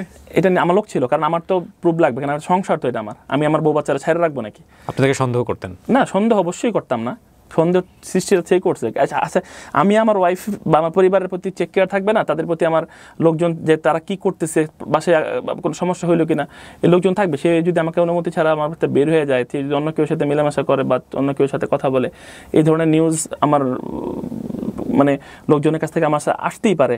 এবং তারা যেটা বললো এটা ভালো, আমি আমার পরিবারকে সেভ করবো না, আমার মেয়ে কার সাথে চলাফেরা করতেছে, আমার ওয়াইফ কার সাথে কথা বলতেছে, হ্যাঁ এগুলা বাসার খবর টবর আমি মানে ছেড়ে রাখবো। মানে বিয়ে করলাম, তুমি যা খুশি তা করো, যার খুশি মানে যে যা খুশি, মানে একদম সেকুলার।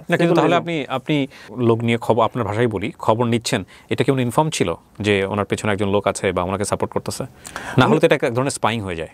না, স্পাইং না, আমার লোকজন যারা সবসময় বাজার সদাই করতো তারাই দেখতো যে সে ভিডিওগুলো কথা বলতেছে, বা তারা যখন যাইতো কখন বেরিয়েছে তুমি ভাবি, যে হ্যাঁ ভাবি বেরিয়েছে, দারোয়ান বলতো।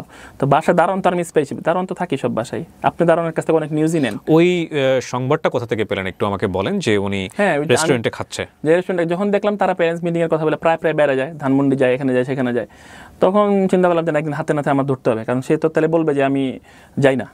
তো দেন আমি লোক সাথে দিলাম, তারা বললো যে ভাই মার্কেটই আছে, আমি নিজের চোখে দেখলাম। তখন আমি বললাম যে ঠিক আছে আমি আসতেছি। দেন আমি তাকে যাই দেখি তারা এক টেবিলে বসে আছে, খাওয়া দাওয়া করতেছে তারা। তখন আমি ওই জায়গাতে তারা ভাবছিল যে আমি তাদের সাথে খারাপ ব্যবহার মানে মারামারি পর্যায়ে, এর আরও ভয়ঙ্কর পর্যায়ে যেতে পারতো মারামারি যদি করতাম। আমি নিজের ওই লোকও বললো যে ভাই ঝগড়াঝাটি করেন না, আমি আমার বাচ্চার জন্য আসছি, ভাই সরি আমি আর কখনো আসবো না, আমাকে মানে বিষয়টা ক্ষমা দৃষ্টিতে দেখবেন, আমি আপনার কথা দিতেছি নেক্সট আর কখনো আমাকে তার সাথে দেখবেন না। তো আমি চিন্তা করলাম, মাথা খুব কষ্ট করে মাথা ঠান্ডা করছি ভাই। সে আবার কি করলো, সে ওদিক দিয়ে যাইয়া মানে পুলিশ 999 ফোন দিল, পুলিশ জানার জন্য। আমার ওয়াইফ। কেন দিছে, গুন্ডা আসছে, এই আসছে, ঠিক আছে, মার্কেটের সিকিউরিটি এক জায়গায় হয়ে গেল, একটা বিশৃঙ্খলা সৃষ্টি হলো। পরে আমি বেরিয়ে ওরা এক্স হাজব্যান্ড যে ছিল ওরা আমি নিয়ে চলে আসলাম, ঠিক আছে।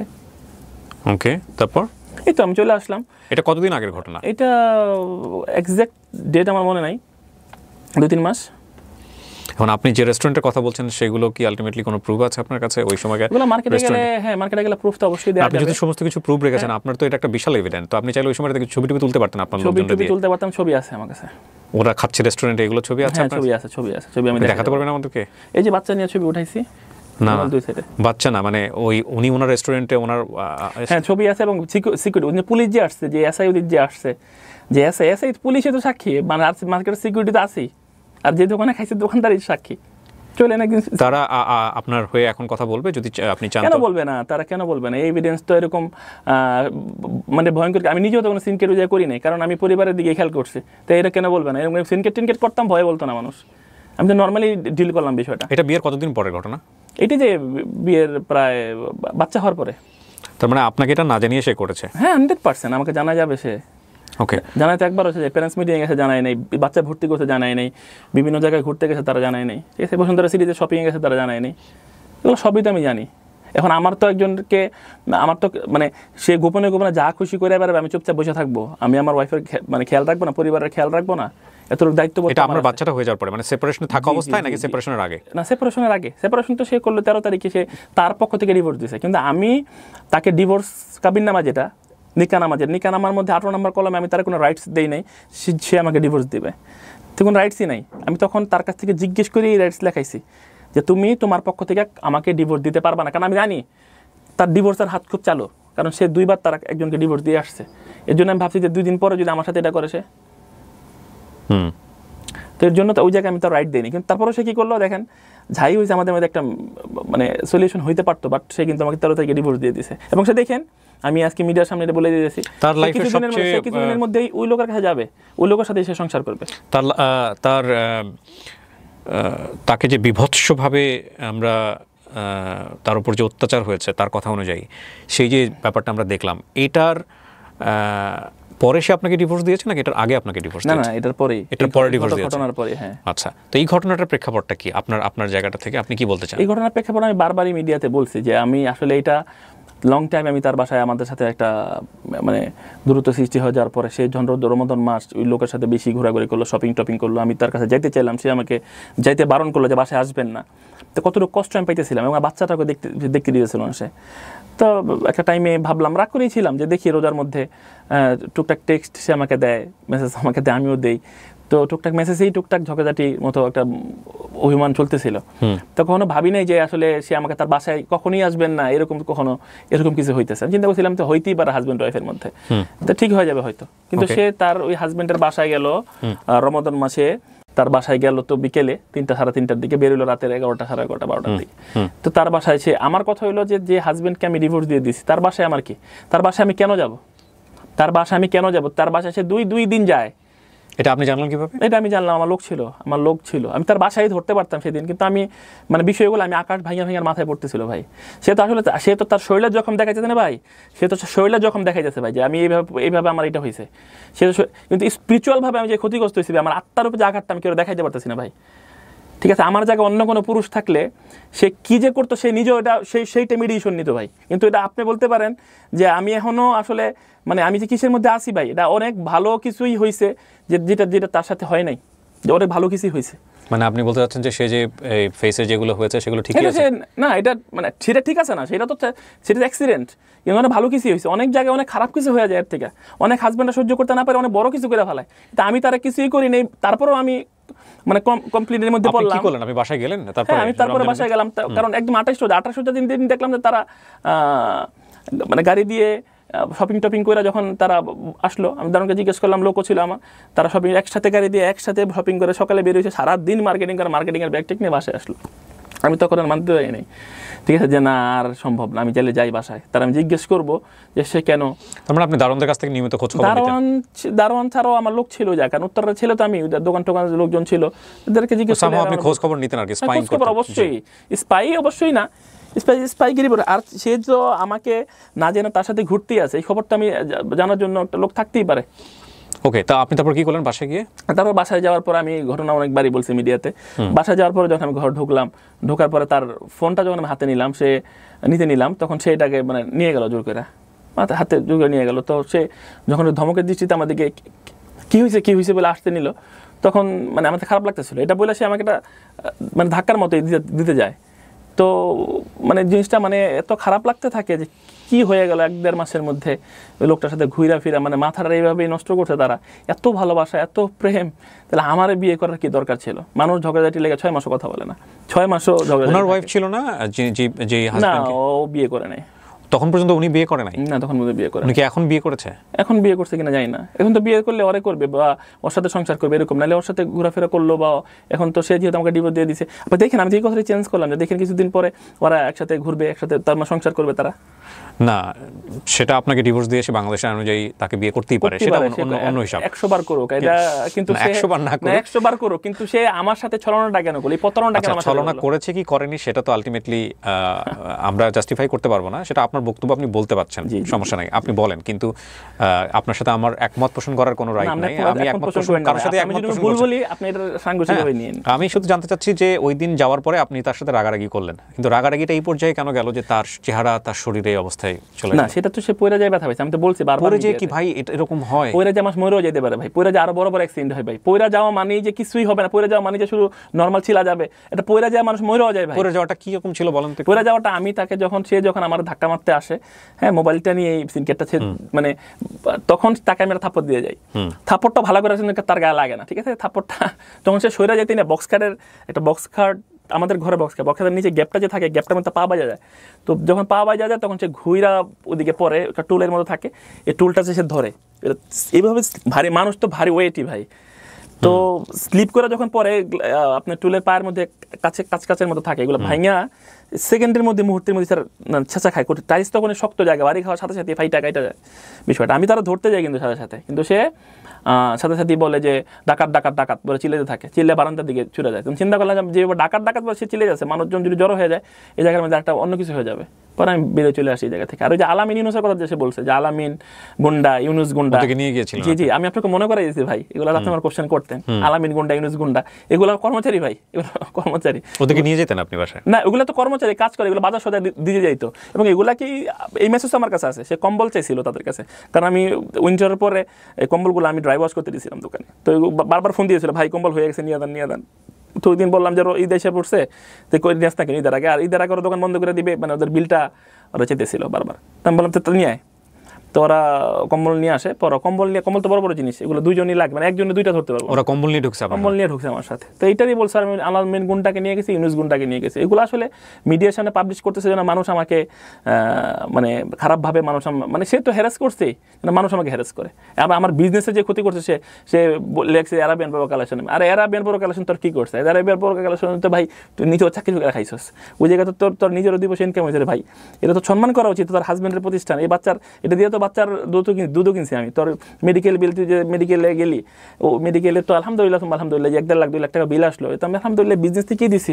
নাহলে তুই ক্রিসেন্টে যে তোর হইলো, আলহামদুলিল্লাহ। তো বোঝা উচিত যে এই ব্যবসা প্রতিষ্ঠানটা, এটার সাথে আরো 4-500 মানুষ জড়িত, এটাকে কেন কুলুষিত করতে যাস?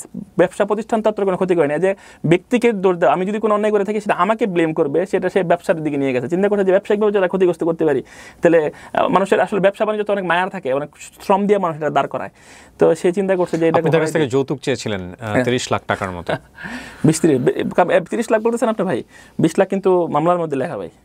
20 লাখ মানে মামলার মধ্যে 20 লাখ লেখা। আচ্ছা, যাই হোক, 20 থেকে 30 লাখ বলেছে, কাছাকাছি অ্যামাউন্ট। হ্যাঁ বলেন, কি হয়েছে বলেন তো। না, এটা নিয়ে আপনার বক্তব্য আছে নাকি? এটা 95% ছেলে বাংলাদেশে যারা যৌতুকের মামলা খায়, একটা কারেক্ট না ভাই। কারণ লিখতেই হয় ভাই ওই জায়গায়, ওই যে মামলা যখন দেয় ভাই, মামলাতে লিখতেই হয় যে যৌতুক চাইছে, মানে কি এটা কি লিখবে তাইলে? নারী নির্যাতন মামলা নিয়ে বলতে গেলে আসলে এটা একটা আলাদা সাইড আছে। সো এটা আপনার জায়গা থেকে মূল্যায়ন না করে আপনি বরং আপনার ক্ষেত্রে কি হয়েছে সেটা। আমার ক্ষেত্রে সে লিখছে, আমি মূল্যায়ন করতেছি না, কিন্তু মামলাটা তো আমি খাইছি ভাই, এখন আমার মূল্যায়ন করতে হবে এটা ভাই। কারণ আমি তো মামলার ভিতরে। আপনি চেয়েছিলেন কি তার কাছ থেকে যৌতুক? না, প্রশ্নই আসে না, আমি তার কাছে টাকা চাইবো। সে কিন্তু প্রথম লাইভ এসে বলছে খুবই পাওয়ারফুল মানুষ, খুবই টাকা পয়সা বিত্তশীল মানুষ, এত টাকা পয়সা বিত্তশীল মানুষ, তোর মতো মানুষের কাছে কেন 20-30 লাখ টাকা চাবে? আপনার প্রপার্টির অ্যাসেট কি, প্রপার্টির যদি একটা অ্যাসেট ভ্যালু আমি দাঁড় করাই, যাই আপনার আরাবিয়ান বোরকা হাউস, এখন এটা কত টাকা সম্পত্তি? আমি এটা কত টাকা সম্পত্তি আমি এক্সাক্ট বলতে পারবো না। আনুমানিক আপনার এখানে কত কর্মচারী আছে? আমার এখানে কত 300-400 কর্মচারী শুধু এই বোরকায় সেল করে। আরো বেশি, এটা যদি আপনি জয়েন করতে যান যে যেদিক থেকে প্রোডাক্ট আনি যারা একটা কাজ করে, তাহলে আরো বেশি হতে পারে। তাহলে এটা অ্যাসেট ভ্যালু কত, মানে 100 কোটি টাকার উপর হবে? না, আমি এক্সাক্ট বলতে পারবো না। এটা 300-400 কর্মচারী রেগুলার কাজ করে এখানে, এগুলো যেহেতু ফ্যাক্টরি আছে ছোট। ওকে, আপনার স্যালারি দিতে হয় কত প্রতি মাসে আনুমানিক? স্যালারি কত দিতে হয়? 8-10 লাখ। 8-10 লাখ টাকা। স্ট্যাটাসটা জানতে চাচ্ছি এই কারণে যে 20-30 লাখ টাকা চাওয়াটা যৌক্তিক কিনা এটার জন্য আলটিমেটলি। সেটাই আপনি জিজ্ঞেস করেন আমার ভাই, আমি আপনার কোশ্চেন অ্যান্সার করবো। আমি শুনেছি এরকম যে আপনার 2 ওয়াইফের কাছ থেকে আপনি কোটি টাকা নিয়ে এসে আপনি এই প্রপার্টি করেছেন, এবং যেটা উনি বলেছে যে আগের ওয়াইফে যেহেতু দিয়েছে তুমিও আমাদেরকে হেল্প করো। আমার ওয়াইফদের কাছ থেকে আসলে অ্যাকচুয়ালি আমি প্রত্যেকটা মিডিয়াতেও এটা বলছি যে ওয়াইফদের কাছ থেকে টাকা নেওয়াটা যৌক্তিকভাবে কোনো অন্যায় না, কিন্তু আমি চাই না। আমার ওয়াইফ যদি আমার হেল্প করতে চায় বিজনেসে, মুহাম্মদ সাল্লাল্লাহু আলাইহি ওয়াসাল্লামকে খাদিজা রাদিয়াল্লাহু আনহা হেল্প করছেন। আমি যদি প্রেশার ক্রিয়েট করে নিই বা চাপ দিই, সেটা হলো অন্যায়, বা যৌতুক চাই সেটা অন্যায়।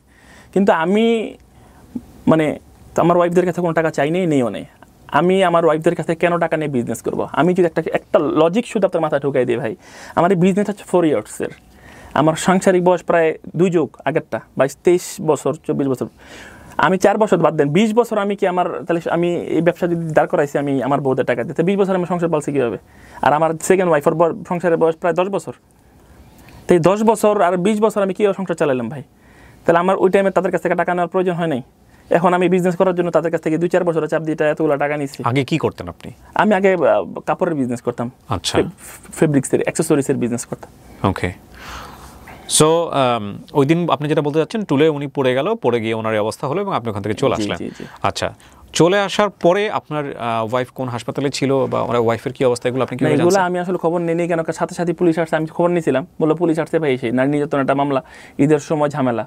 তো আমার তার প্রতি তো দেখলাম যে ব্যবহার দেখলাম, চিন্তা করলাম যে সে সম্পূর্ণ ওই লোকে দিয়ে হয়ে গেছে। এখন তার সাথে যেহেতু একটা সিনকেট এখানে হয়ে গেছে, এটা নিয়ে আমি এখন কিছু করতে গেলে আমি পুলিশের হাতে হ্যারেজ হব ঈদের আগে। তো আমি তার সাথে আর এই ব্যাপারে কোনো কন্ট্যাক্ট যোগাযোগ করতে পারিনি। যখন সে সুস্থ বাসায় আসে, দেন আমি সবাইকে নক দিই, যোগাযোগ করার চেষ্টা করি। হ্যাঁ, তখন তারা এটা নিয়ে মানে কখনো 20 লাখ, কখনো 30 লাখ, আমার টাকার দিকে একটা চলে আসে বিষয়টা। কি বলে আপনার সাথে ডিলটা করে?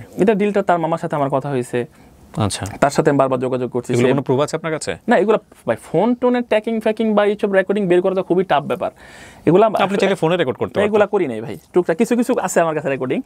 এই ব্যাপারগুলো করি নাই, যে হ্যাঁ এই ব্যাপারগুলো করি নাই। কেন করি নাই? কারণ তখন তো মাত্র এই ঝামেলাটা হয়েছে, তখন তারা মানে তারা চেয়েছিল যে রিপোর্ট দিয়ে দিবে, কাবিনের টাকা দিয়ে দাও, মেডিকেলের কস্ট দাও, এটা যৌক্তিকভাবে তারা চাইতে পারে। আমিও তো আসলে বিষয়টা যখন বুঝে উঠতেছিলাম না, কিন্তু পরবর্তীতে যখন দেখলাম যে না, একবারেই ছেলে চলে যাবে, মানে টাকা পয়সা নিয়েই যাবে, হ্যাঁ, বিষয়টা আমার কাছে ভালো লাগতেছিল না। আমার সব ফার্নিচার তারা নিয়ে বাসা ছেড়ে দিছে, এবং এখন তো টাকা পয়সা তারা র্যান্ডম চাইতেছে। ঠিক আছে, এটা তো আসলে মানে আমি তো সংসার আসলে ছাড়ার জন্য করিনি ভাই। কিন্তু আপনার স্ত্রী এরকমভাবে আহত হলো, সেটা আপনাদের একটা ইনসিডেন্টের কারণেই, যদি আপনার কথা সত্যি হয়ে থাকে, যদি আমি বলছি, আপনার কি উচিত ছিল না একবারের জন্য হাসপাতালে তাকে দেখতে যাওয়া? না, হাসপাতালে তারা পুলিশের কাছে কমপ্লেন করছে, পুলিশ আসছে এই জায়গার মধ্যে। আমি হাসপাতালে গেলে তারা ভুল বুঝছে সরাসরি আমারে। আপনি না গেলেও আপনার পরিবার থেকে অন্য কাউকে পাঠানো তো উচিত ছিল, কারণ সে তো একটা মারাত্মক। না, হ্যাঁ, আমি পরিবারকে পাঠাবো না। কেন? কারণ এই বিয়েটা আমার বাবা এতে মোটামুটি এগ্রি ছিল না। ঠিক আছে, কারণ আমার বাবাকে আমি লুকিয়ে রাখতাম। যখন বিয়ে করছে আমার বাবা একটু আমার সাথে হালকা রাগারাগি করছে। কেন করছে? ওনার বাবাও চায় নাই, আপনার বাবাও চায় না? বাবারা চায় না, 2-3টা বিয়ে করবে, চায় না। তো এই জন্য আমার ফ্যামিলিতে এরকম, আমার মাও মানে বয়স্ক মানুষ, আমি আসলে এরকম কেউ পাঠিয়ে রাখবো, ছেলেদেরকে পাঠাবো, দিলে বলবো নারী নির্যাতন মামলা দিয়ে ভিতরে ঢোকাই দেবে। ওই টাইমে ভয় আসলে কেউ যেতে চায় না বিষয়টা, এই জন্য মেডিকেল যাওয়া হয়নি। বিষয়টা সে পয়লা ব্যথা পেয়েছে, কতটুকু ব্যথা পেয়েছে সেটা তো সে মিডিয়াকে বলতেছে আমি চাকু নিয়ে গেছিলাম। আর শোনেন, সবচেয়ে বড় কথা হলো আমি ক্লিয়ার করি ভাই, কালকে আইসে সে মিডিয়ার সামনে বলতে আমার নামে 500 অস্ত্র মামলা আছে ভাই, এটা আমি ক্লিয়ার। হ্যাঁ, এটা এখানেই বলেছে সে। হ্যাঁ, 500 থেকে 600। আপনার নামে কি একটাও আছে অস্ত্র? আমি বলি 500 থেকে একটা আছে কিনা বলতে 2টা থেকে 5টা আছে বলতেছি ভাই। হ্যাঁ, 500 থেকে 600 অস্ত্র মামলা তবে ডোনাল্ড ট্রাম্পের নামে অনেক, খালেদা জিয়া, শেখ হাসিনার নামে অনেক। সেটা হয়তো সে হুজুকে বলে ফেলেছে, আমি তাকে সতর্ক করেছিলাম। এই ধরনের শোগুলোতে সাধারণত যেখানে একটা কারো বিরুদ্ধে আমি অনেক বড় একটা অভিযোগ আনছি, সেখানে এই ধরনের কথা বললে অনেক সময় এটা দুর্বল হয়ে যায়, সে কারণে সতর্ক করা। তো ঠিক আছে, কিন্তু কথা হচ্ছে যে মামলা কি আছে আপনার নামে? আমার নামে আমার বাবা বিএমপি করে। ঠিক আছে, আমার বাবা বিএমপি করে।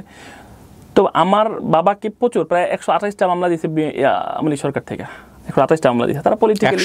128? আমার বাবা মানে বিএমপি করে দীর্ঘদিন, তারা বিএমপি করে, তাদেরকে রাজনৈতিক মামলা দিয়েছে, সেগুলা যত মামলা হয়েছে তাদের নাম আসছে। তো সেই জায়গায় তার ছেলে হিসেবে আমাকে প্রায় 11টা মামলা দিয়েছে, পলিটিক্যাল মামলা। তো মামলা আমরা এলাকার লোকাল ছেলে পেলে দেখা যায় টুকটাক ঝামেলা একটা ক্রিকেট খেলা নিয়ে ঝগড়া হয়েছে, একটা ফুটবল খেলা নিয়ে মারামারি হয়েছে, দেখা যায় অনুষ্ঠানটা মামলা হয়েছে, মামলা আমরা আসামি হয়ে গেছি। এগুলা তো দেখেন মামলায় দু একটা মানে একদম কিছু না করে অনেক মামলা আসামি হয়ে যায়। সেই ধরনের মামলা তো থাকতে, যেমন আমি নারী নির্যাতনের একটা মামলা খেলাম, ও একটা মামলা করছে আমার বিরুদ্ধে। এলাকা দেখা গেল বন্ধু বান্ধব মামলা কতগুলো আছে? আমি এক্সাক্ট 11টা, আরো একটা করছে 12টা, এগুলা নিয়ে এরকম 11টা মামলা হচ্ছে পলিটিক্যাল মামলা। এগুলো আমার আব্বার সাথে আমাকে দেওয়া হয়েছে, মানে জড়িত ভরাই দেওয়া হয়। মানে এগুলো দেখেন প্রত্যেকটা মামলা কিন্তু শেষ হয়ে যাবে, কারণ এগুলো সত্যতা মানুষ জানে। আওয়ামী লীগ গভর্নমেন্ট চলে গেছে মানে এই মামলাগুলোতে মিথ্যাভাবে বিএনপি, আওয়ামী লীগের মানে ছাত্রলীগের সাবেক সভাপতি, সাধারণ সম্পাদক ছিলেন বোধহয় ঢাকা বিশ্ববিদ্যালয়ের, ওনার ছবিও উনি দিয়েছেন। মানে রাজনীতির সাথে সম্পৃক্ত ছিল আপনার, বা আপনি ওনাদের হয়ে কাজ করতেন, এরকম কথা বলছেন। এগুলো আসলে কি জানেন, এখন মানুষ যখন একটা কথা উঠে তখন কথার সাথে হাজারো কথা ভরাই দেয় ভাই। সবচেয়ে বড় কথা হলো গোলাম রব্বানী ছিল যমুনা ফিউচার পার্কের, যমুনা গ্রুপের ডিরেক্টর ছিল, সে যমুনাতে সে চাকরি করতো। তো আমি যমুনাতে আমার দোকান, তো বিভিন্ন দোকানের বিভিন্ন কাগজপত্র বিভিন্ন কিছুর জন্য দোকান টোকান ইনস্ট্যান্স বা এসিটিসি বিভিন্ন কোনো প্রবলেম হলে তার দিয়ে আমি করাইতাম। সে আসতো, এইটা কি হয়েছিল, সে তদারকি করতো। অনেকে আছে, আরো অনেক এমপ্লয়ি পুরো যমুনা ফিউচার পার্কের, পুরো যমুনা গ্রুপেরই, মানে কোন একটা জবে ছিল আর জবে মানে কি ডিরেক্টরি কি একটা সাইডের জেনে ডিরেক্টর ছিল, জব সে চাকরি করতে জায়গার মধ্যে, এরকম অনেকেই চাকরি করতে পারে। সো সেইভাবে আপনার ওখানে ছবি তোলা। আমি যমুনাতে দোকান, আমার সাথে পরিচয় থাকবে। এছাড়াও সে থাকতো উত্তরাতেই, রাজুকে পড়াশোনা করতো সে, তো এলাকায় খেলাধুলা করতো, ক্রিকেট খেলতো, সে থেকে তার পরিচয়। সে পলিটিক্স করবে কি পলিটিক্স করবে না সেটা তার ব্যাপার, সে পলিটিক্স করতো, সেদিক থেকে সে আওয়ামী লীগের পোস্ট পদবি পায়। তো এলাকার অনেক ছেলে, হাজার হাজার ছেলে, লক্ষ লক্ষ ছেলে তার সাথে ছবি আছে, এরকম অনেক ছেলে তার সাথে ছবি আছে যারা রাজনীতি বুঝেই না। আমি একটা বিজনেসম্যান, আমি যদি রাজনীতি করতাম, রাজনীতি কোনো একটা পোস্ট আমার থাকতো, সদস্য হলেও থাকতো, আওয়ামী লীগ বা বিএনপি থেকে কেউ যদি একটা সদস্য পোস্ট আমার দেখাইতে পারে, যা বিচার আমি মাথা বেঁধে নেব। আওয়ামী লীগের কোনো বা ছাত্রলীগের কোনো বা যুবলীগের কোনো পদ পদবি যদি আমার থাকতো, এটা তো প্যাডে থাকতো না, তাদের কি বলে, তাদের অফিসিয়াল প্যাডে থাকতো না। তো এই অফিসিয়াল প্যাডটা কই? হাতু বুরহানাকুম ইন কুনতুম সাদিকিন। সত্যবাদী হলে এভিডেন্স আনো, সত্যবাদী হলে এভিডেন্স নিয়ে আসো, দলিল নিয়ে আসো। ফাঁচুকি কথা তো মানুষ খায় না ভাই এখন। এগুলা মানে এক ভাষায় বলবো, আমাদের লোকাল ভাষায় গাঁজাখুরি কথাবার্তা, এগুলা মানুষ তো বুঝতেছে এখন কিন্তু মানুষ বুঝতেছে, মানুষ কিন্তু এখন সায়েন্স আর টেকনোলজির সময় মানুষ কিন্তু চিন্তা ভাবনা করে কথা বলে। আপনি জামিনটা নিলেন কিভাবে? আচ্ছা, আমি গোলাম রব্বানী ব্যাপারটা একটু ক্লিয়ার করে এক মিনিট। তো এদিক থেকে তার পরিচয়, তার কিছু ছবি টবি, তারা মার্কেটে যখন শপিং, গোলাম রব্বানী প্রায় সব দোকান থেকে শপিং করতো। তা আমার দোকানে শপিং গেছে একদিন, আমি একটা ছবি উঠাইছি, সব ছেলে পেলে উঠাইছি তার সাথে, সব এমপ্লয়িরা। সে যে একটা মামলা করে ফেললো এবং আপনি আগে ভাগে জেনে গেলেন, গিয়ে আপনি আগে হাইকোর্ট থেকে জামিন নিয়ে আসলেন, এটা কিভাবে হলো?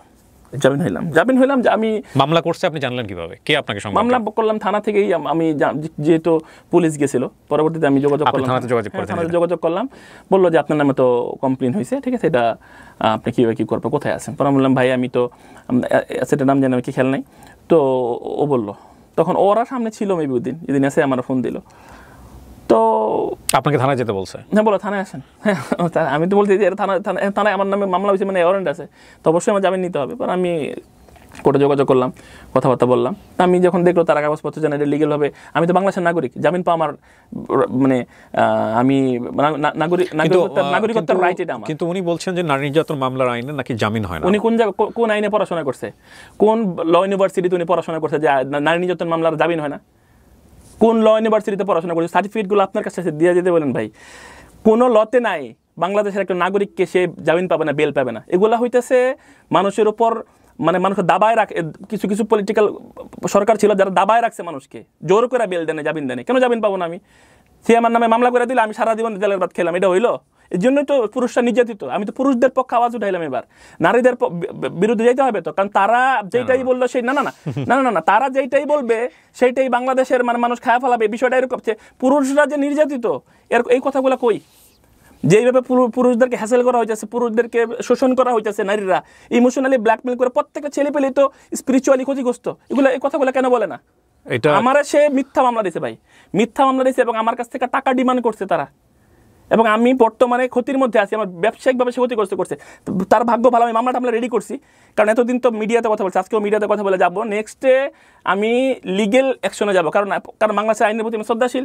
বাংলাদেশের আইন অনুযায়ী যা হয় তার বিরুদ্ধে, তার এসব পরকীয়া প্রেমিকদের বিরুদ্ধে আমি মামলা করবো তার বিরুদ্ধে। এক্স্যাক্টলি, আমার এই প্রশ্নটা অনেক আগে থেকে আসছিল যে বাংলাদেশের লতে কিন্তু পরকীয়া নিয়ে মামলা করার সুযোগ আছে, এবং আমি যদি ভুল না করে থাকি, আমার যতটুকু জানা ক্ষুদ্র জ্ঞানে, যে এখানে আসলে নারীদেরকে মানে স্ত্রীদেরকে, মানে আপনার স্ত্রী যদি পরকীয়া করে থাকেন তাহলে আপনি আপনার স্ত্রীকে আসামি করতে পারবেন না, যিনি পরকীয়া করেছেন সেই ছেলেকে আসামি করে মামলা করা যাবে। আমি যতটুকু এইটুকু আমার জানা, আর ভুলও হতে পারে।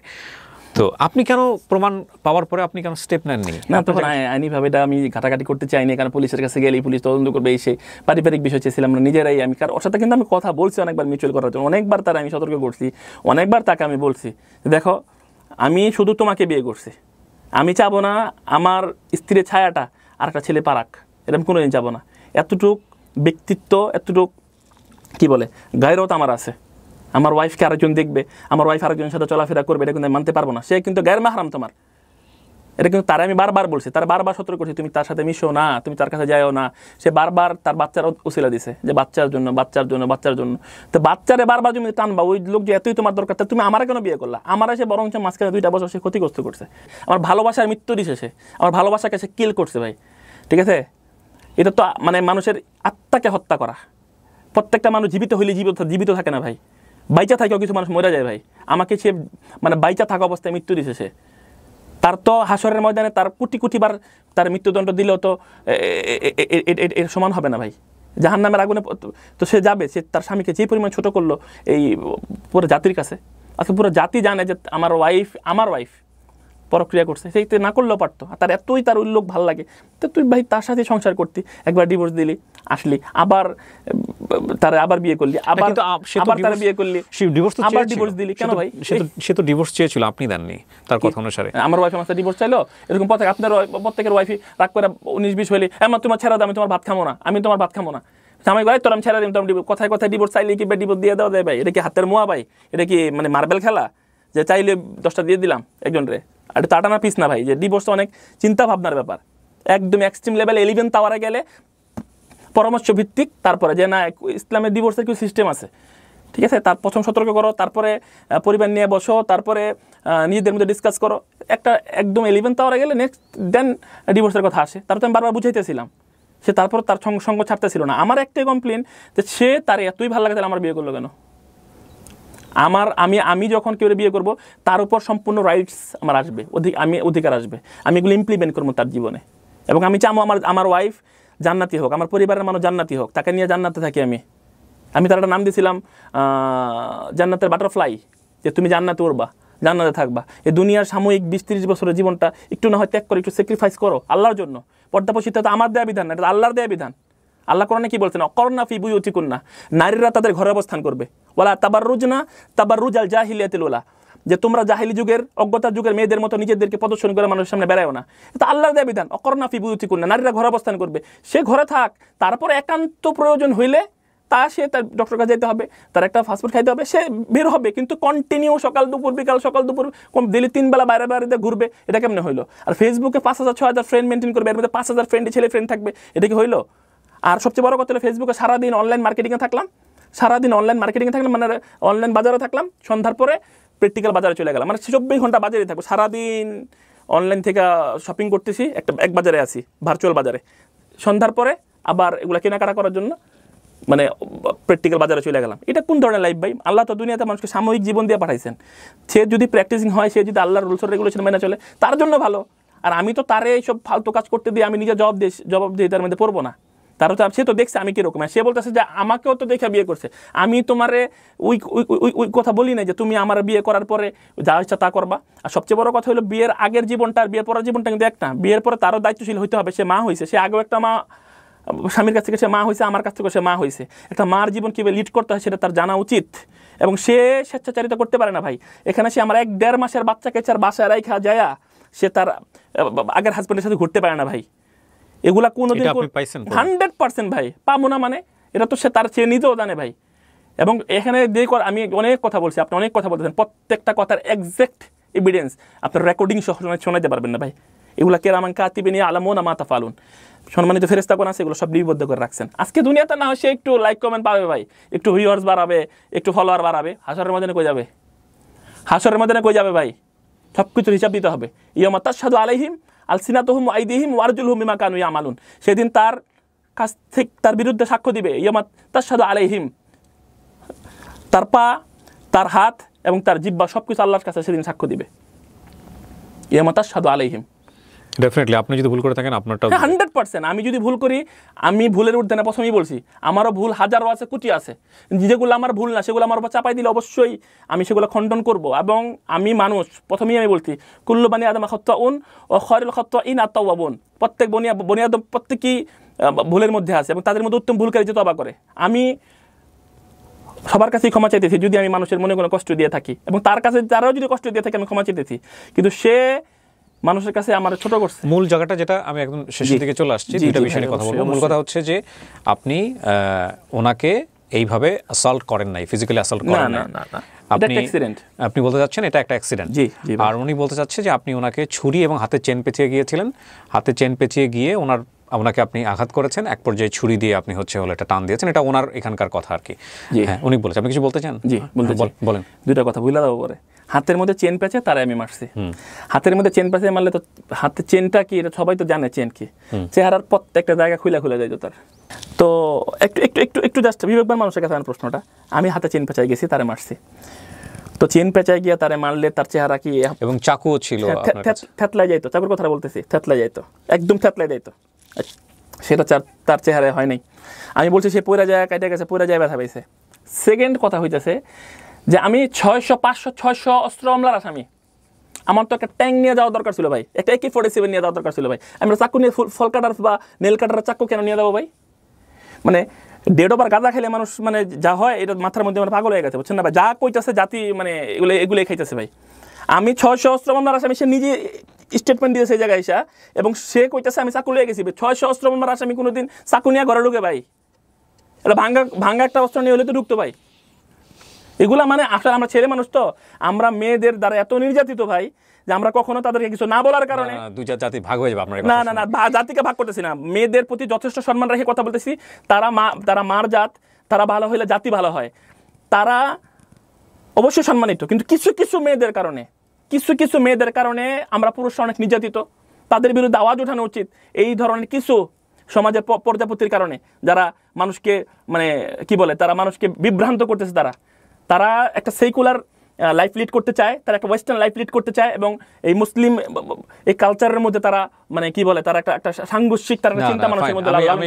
আমি আপনার একটা কথা একটু বলি, যে সেকুলার লাইফ লিড করতে চায়, যে ওয়েস্টার্ন লাইফ লিড করতে চায়, এটা তার ব্যক্তি স্বাধীনতা, এটা তার ব্যক্তি স্বাধীনতা, আমরা বলি। কিন্তু যখন মিউচুয়াল ডিলে আসবে যে আমি তোমার সাথে সংসার করতে চাই, so this are the conditions, like আমি এইভাবে জীবনযাপন করি, সো তোমার জীবনযাপনটাও আমি চাই এইভাবেই হোক।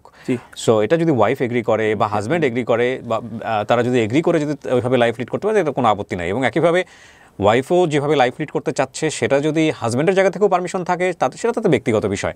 আর আপনি যেটা বললেন সেটাও আপনার ব্যক্তিগত ওপিনিয়ন। আমার কাজ ছিল এখানে আপনাকে প্রশ্ন করা, আপনার মেন্টালিটি কী বা বিষয়গুলো নিয়ে কথা বলা, আমি সেটা করেছি। আমার শেষে যে বিষয়টা সেটা হচ্ছে এই প্রমাণগুলো যেগুলো আপনি নিয়ে আসছেন, এগুলো কিসের প্রমাণ? এগুলো হয়েছে তার যে প্রথম সে যে বলছে আমি বিয়ে করি নাই, আপনি একটু আমাকে দেখান। আপনি এগুলো বোধহয় ইত্তেফাকে দেখিয়েছেন। দেখাইছি তো, দাদি দেখতে, আপনি আবার দেখবেন না? আমি জাস্ট একটু আমি নিজের হাতে দেখিনি, আমি আমার দর্শকদেরকে আর এভিডেন্সগুলো দেখাবো না, কারণ ইত্তেফাক এটা প্রথম হাজবেন্ডের এভিডেন্স দেয়। উনি ওনার প্রথম হাজবেন্ড না? এই পাসপোর্টটা কিসের বলেন তো?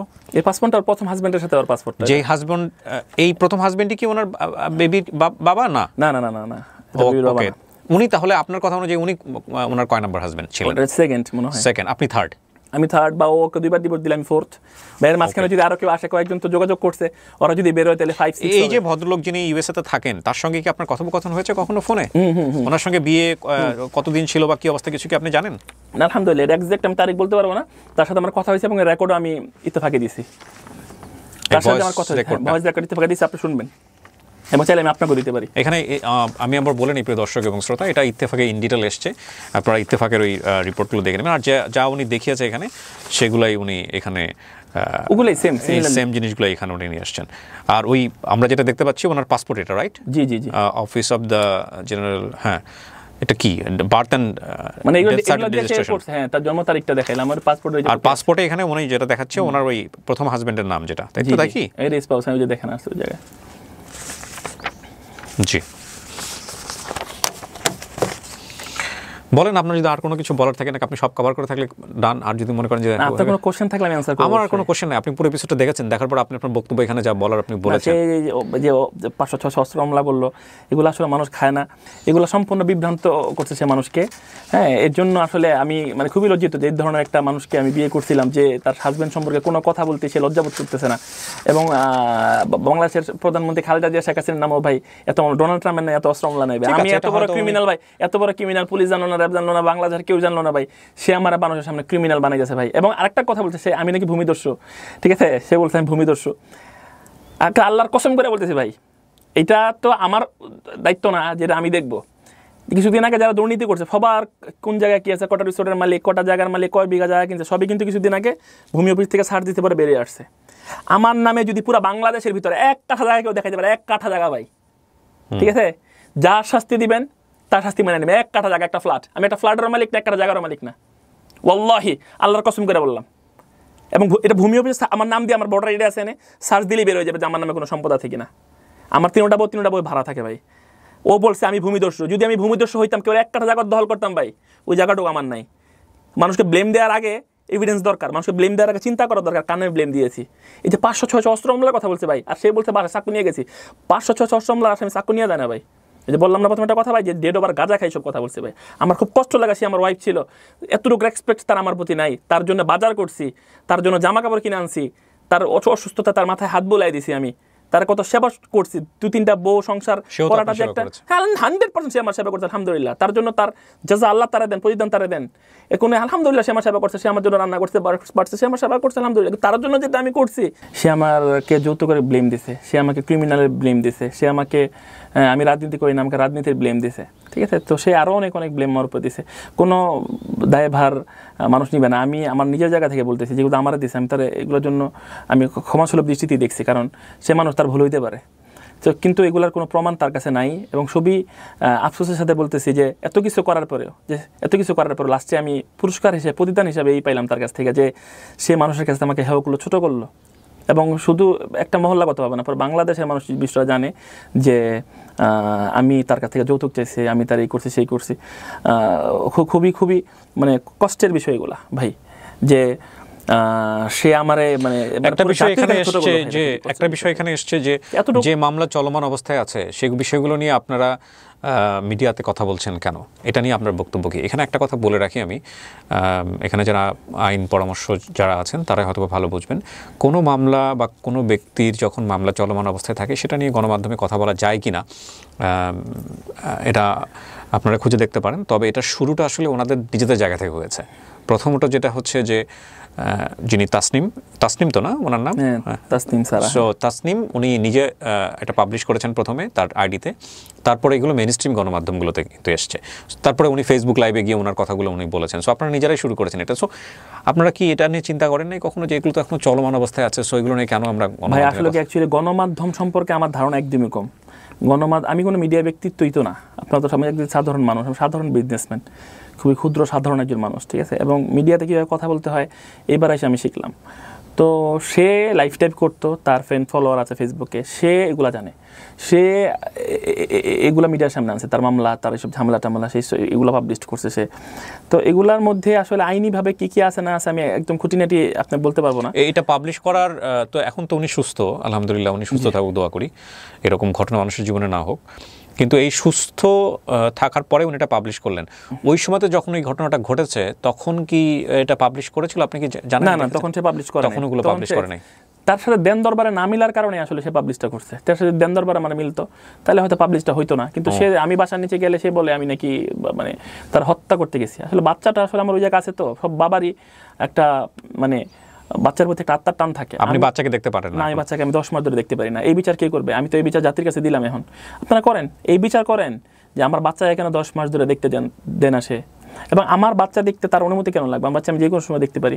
কিন্তু তারপর আমি বাসার নিচে গেছি, বিভিন্নভাবে কন্ট্যাক্ট করার চেষ্টা করছি, সে আমার নাম্বার ব্লক করে দিছে, সে আমার বাচ্চাকে আমাকে দেখতে দেয় নেই। পরবর্তীতে জিডি করছে যে আমি নাকি বাসার নিচে তারা খুন করতে যাই। এখন তুই বাচ্চার জন্য তারা ফোন দিচ্ছে, বললাম খুন করার জন্য ফোন দিছি। এটি কোন ধরনের কথা? আমি তার জন্য কিছুই করি নাই। সে আমার কাছে জীবনে যখনই যা চাইছে আমি তারা দেওয়ার চেষ্টা করছি, এবং সব কিছুই তারা দেওয়ার চেষ্টা করছি। আমি যখন যা চাইছি, আমার কষ্ট হইলেও আমি তাকে দিছি। হ্যাঁ, টুকিটাকি কিছু জিনিস আমি তাকে হয়তো দিতে পারি নাই, বাট ম্যাক্সিমাম জিনিসগুলো আমি তাকে দিছি। এত অকৃতজ্ঞ হয়তো ঠিক না। এই যে তার ফেসের এত বড় একটা ক্ষতি হয়ে গেল, জি, আপনি বলছেন যে সেটা টেবিলে ধাক্কা খেয়ে হোক বা চেয়ারে ধাক্কা খেয়ে হোক, টুলে ধাক্কা খেয়ে হয়েছে, কাঁচ দিয়ে এটা কেটেছে, এটাতে আপনার খারাপ লাগে না? হ্যাঁ, 100% ডেফিনেটলি খারাপ লাগে। খারাপ লাগবে না কেন ভাই? সে একটা মানুষ, সারাটা জীবন মানুষকে এই সমাজে যখন যাবে বিভিন্ন রকমের প্রশ্নের সম্মুখীন হবে। না, আমি তার আপনাদের এই রাগারাগির কারণে বা যেটার কারণে যদি আপনার কথাই সত্য হয়ে থাকে, এই ক্ষতি পোষাবেন কিভাবে সারা জীবনে, যদি আপনার কথাই সত্যি হয়ে থাকে? না, যদি আসলে অ্যাকচুয়ালি কি আমি খারাপ লাগার বিষয়টা হয়ে যাচ্ছে, খারাপ তো সে আমার বউ, তাকে আমি ভালোবাসি, তার কাছে আমার একটা বাচ্চা আছে, তার একটা মশায় কামড় দিলে আমার খারাপ লাগবে, এটাই স্বাভাবিক। যেগুলো মানে অন্ধকারে যে কথাগুলো আছে, যে কথাগুলো আপনাদের মধ্যে এখনো যায় নাই, আমার মধ্যে থেকে এখনো বের হয়নি, তার মধ্যে থেকে এখনো বের হয়নি, ওই জায়গাগুলোর মধ্যে অনেক ভালোবাসা আছে ভাই। আর ভালোবাসাগুলো কি জানেন, এই পৃথিবীতে ভালোবাসার ব্যাপারটা মানুষ জানে না। ভালোবাসাটা হচ্ছে ওয়ান সাইডেড বিষয় ভাই, দুদিক থেকে কখনো ভালোবাসা হয় না ভাই। এই কথাটা মানুষ ভুলের মধ্যে থাকে, দুদিক থেকে কখনোই ভালোবাসা হয় না ভাই। ভালোবাসা হলো ওয়ান সাইডেড, দুদিক থেকে চুক্তি হয় ভাই। ভালোবাসা কোনদিন চুক্তিতে হয় না ভাই। তো তাকে আমি ভালোবাসছি না, সে ভালোবাসছে, এটার প্রতিযোগিতা যদি সে নামে, আমি তাকে হারাই দেওয়ার চেষ্টা করব না। সেটা নয়, আমার প্রশ্নটা যেটা ছিল যে এই যে এত বড় একটা ক্ষতি হলো এবং সেই ক্ষতির মধ্যে এই কথা পরিপ্রেক্ষিতে বললাম যে এই জন্যই আমার খারাপ লাগে যে তার প্রতি আমার কি ফিলিংস, এটা একটা অন্ধকার জায়গায় আছে ভাই, আমি কেউ দেখাইতে পারতেছি না। এই কথা পরিপ্রেক্ষিতে আমি কথাটা বললাম ভাই। আর কিছু বলতে চান আপনি? আমি কমপ্লিটলি আপনাকে সুযোগ দিয়েছি। জি, কমপ্লিটলি আপনি আমাকে সুযোগ দিয়েছেন ভাই। আসলে মোটামুটি ক্লিয়ার করার চেষ্টা করছি। আমার কথাবার্তায় যদি কেউ কোনো কষ্ট পায় বা আমি যদি কেউ কোনো আঘাত দিয়ে থাকি, সবাই আমাকে ক্ষমা দৃষ্টিতে দেখবেন। আমার ওয়াইফ যে আছে, ওয়াইফ, ও ডিভোর্স দিচ্ছে, ডিভোর্স হয়নি ভাই, ডিভোর্স হয়নি। যদি ইসলামিক রুলস অর রেগুলেশনে জানেন ডিভোর্স হয়নি, তাকে এটার ব্যাখ্যা আমি এখন দিব না। ইসলামিক কোরআন আপনি তাকে এখন স্ত্রী মানেন? হ্যাঁ, সে ডিভোর্স দিই, তারা তো আমি ডিভোর্সের রাইটই দিই ভাই। আপনি যদি আমার বাড়ি বিক্রি করার পাওয়ার না দেন, আমি বিক্রি করলে বিক্রি হইবে এটা ভাই, ঠিক আছে? আচ্ছা, আমাকে প্রশ্ন করো তো, আমি সব কেউ যদি আমি কষ্ট দিয়ে থাকি, সবাই আমাকে ক্ষমা করে দিবেন, ঠিক আছে? আর আমি কথা বলতে গেলে, আমি যেহেতু মানুষ, আমার মুখ দিয়ে অনেক মানে এরকম কথা বের হইতে পারে যে কথার কোনো মানে কি বলে যে কথার কোনো নেই, সামাজিক গ্রহণযোগ্যতা নাই। এরকম কথা যদি আমি বলে থাকি, সেগুলোও আসলে আপনারা ক্ষমা দৃষ্টি দিয়ে দেখবেন, কারণ আমি মানুষ, আমি কথা বলতে গেলে ভুল হবে, এটাই স্বাভাবিক। তো আর যেহেতু কোনো লিখিত কথা আমি পুরা শোনাইতেছি না, মনের মধ্যে যা কথা ছিল এগুলি আমি এখানে আলোচনা করছি। অনেক কথা আপনারা জানতে চেয়েছেন, যেগুলো এখন আপনাদের মনে প্রশ্ন হয়ে আছে, ঠিক আছে? আমি এই প্রোগ্রামে নেক্সট আবার আসতে পারবো কিনা আমি জানি না, তবে আমি আর নেক্সটে এগুলো বলতেও চাই না, ঠিক আছে? ভাই আমার খুবই সম্মানী মানুষ, ঠিক আছে? ওনার কিছু সময় আমি নষ্ট করছি। এই ডকুমেন্টসগুলো নিয়ে আমি কথা বললাম না প্রিয় দর্শক এবং শ্রোতা, এখানে কিছু ইউটিউব কেন্দ্রিক কিছু জটিলতা আছে। মানে আমাদের এই ডকুমেন্টসগুলো ভাবে দেখালে ইউটিউব থেকে ভিডিওগুলো নামিয়ে দেয়। তবে এটা তারপরেও ইত্তেফাক দেখিয়েছে। এই ইত্তেফাকে যে পেপারসগুলো এসছে, ইত্তেফাকের যে রিপোর্টটা আছে, আপনারা ইত্তেফাক ইউটিউব চ্যানেলে গেলে আপনারা বিষয়টা নিয়ে কথা বলতে পারবেন। উনি সেগুলো নিয়ে এখানে এসেছিলেন। তো এটা হচ্ছে বিষয়। আর আমি একবারে শেষ বেলায় এসে বলতে চাই দুই পক্ষের দুই জায়গাটা থেকেই, সেটা হলো যে তাসনিম উনি এসে তার কথাগুলো বলেছেন, যতটুকু যেভাবে বলেছেন আমাদের অনুষ্ঠানে আমরা উপস্থাপন করেছি। তাসনিমের কথা অনুযায়ী, তাসনিমের এক্স হাজব্যান্ড বা ওনার কথা অনুযায়ী, উনি এখনও হয়নি, ওনার তৃতীয় ওয়াইফ, উনি যেভাবে এসে ওনার বক্তব্যের প্রেক্ষাপটে উনি এখানে বললেন, সেটাও আমরা প্রেজেন্ট করলাম। আমাদের এখানে একদম ক্লিয়ারলি একটা কথা বলে দিই, মহামান্য আদালত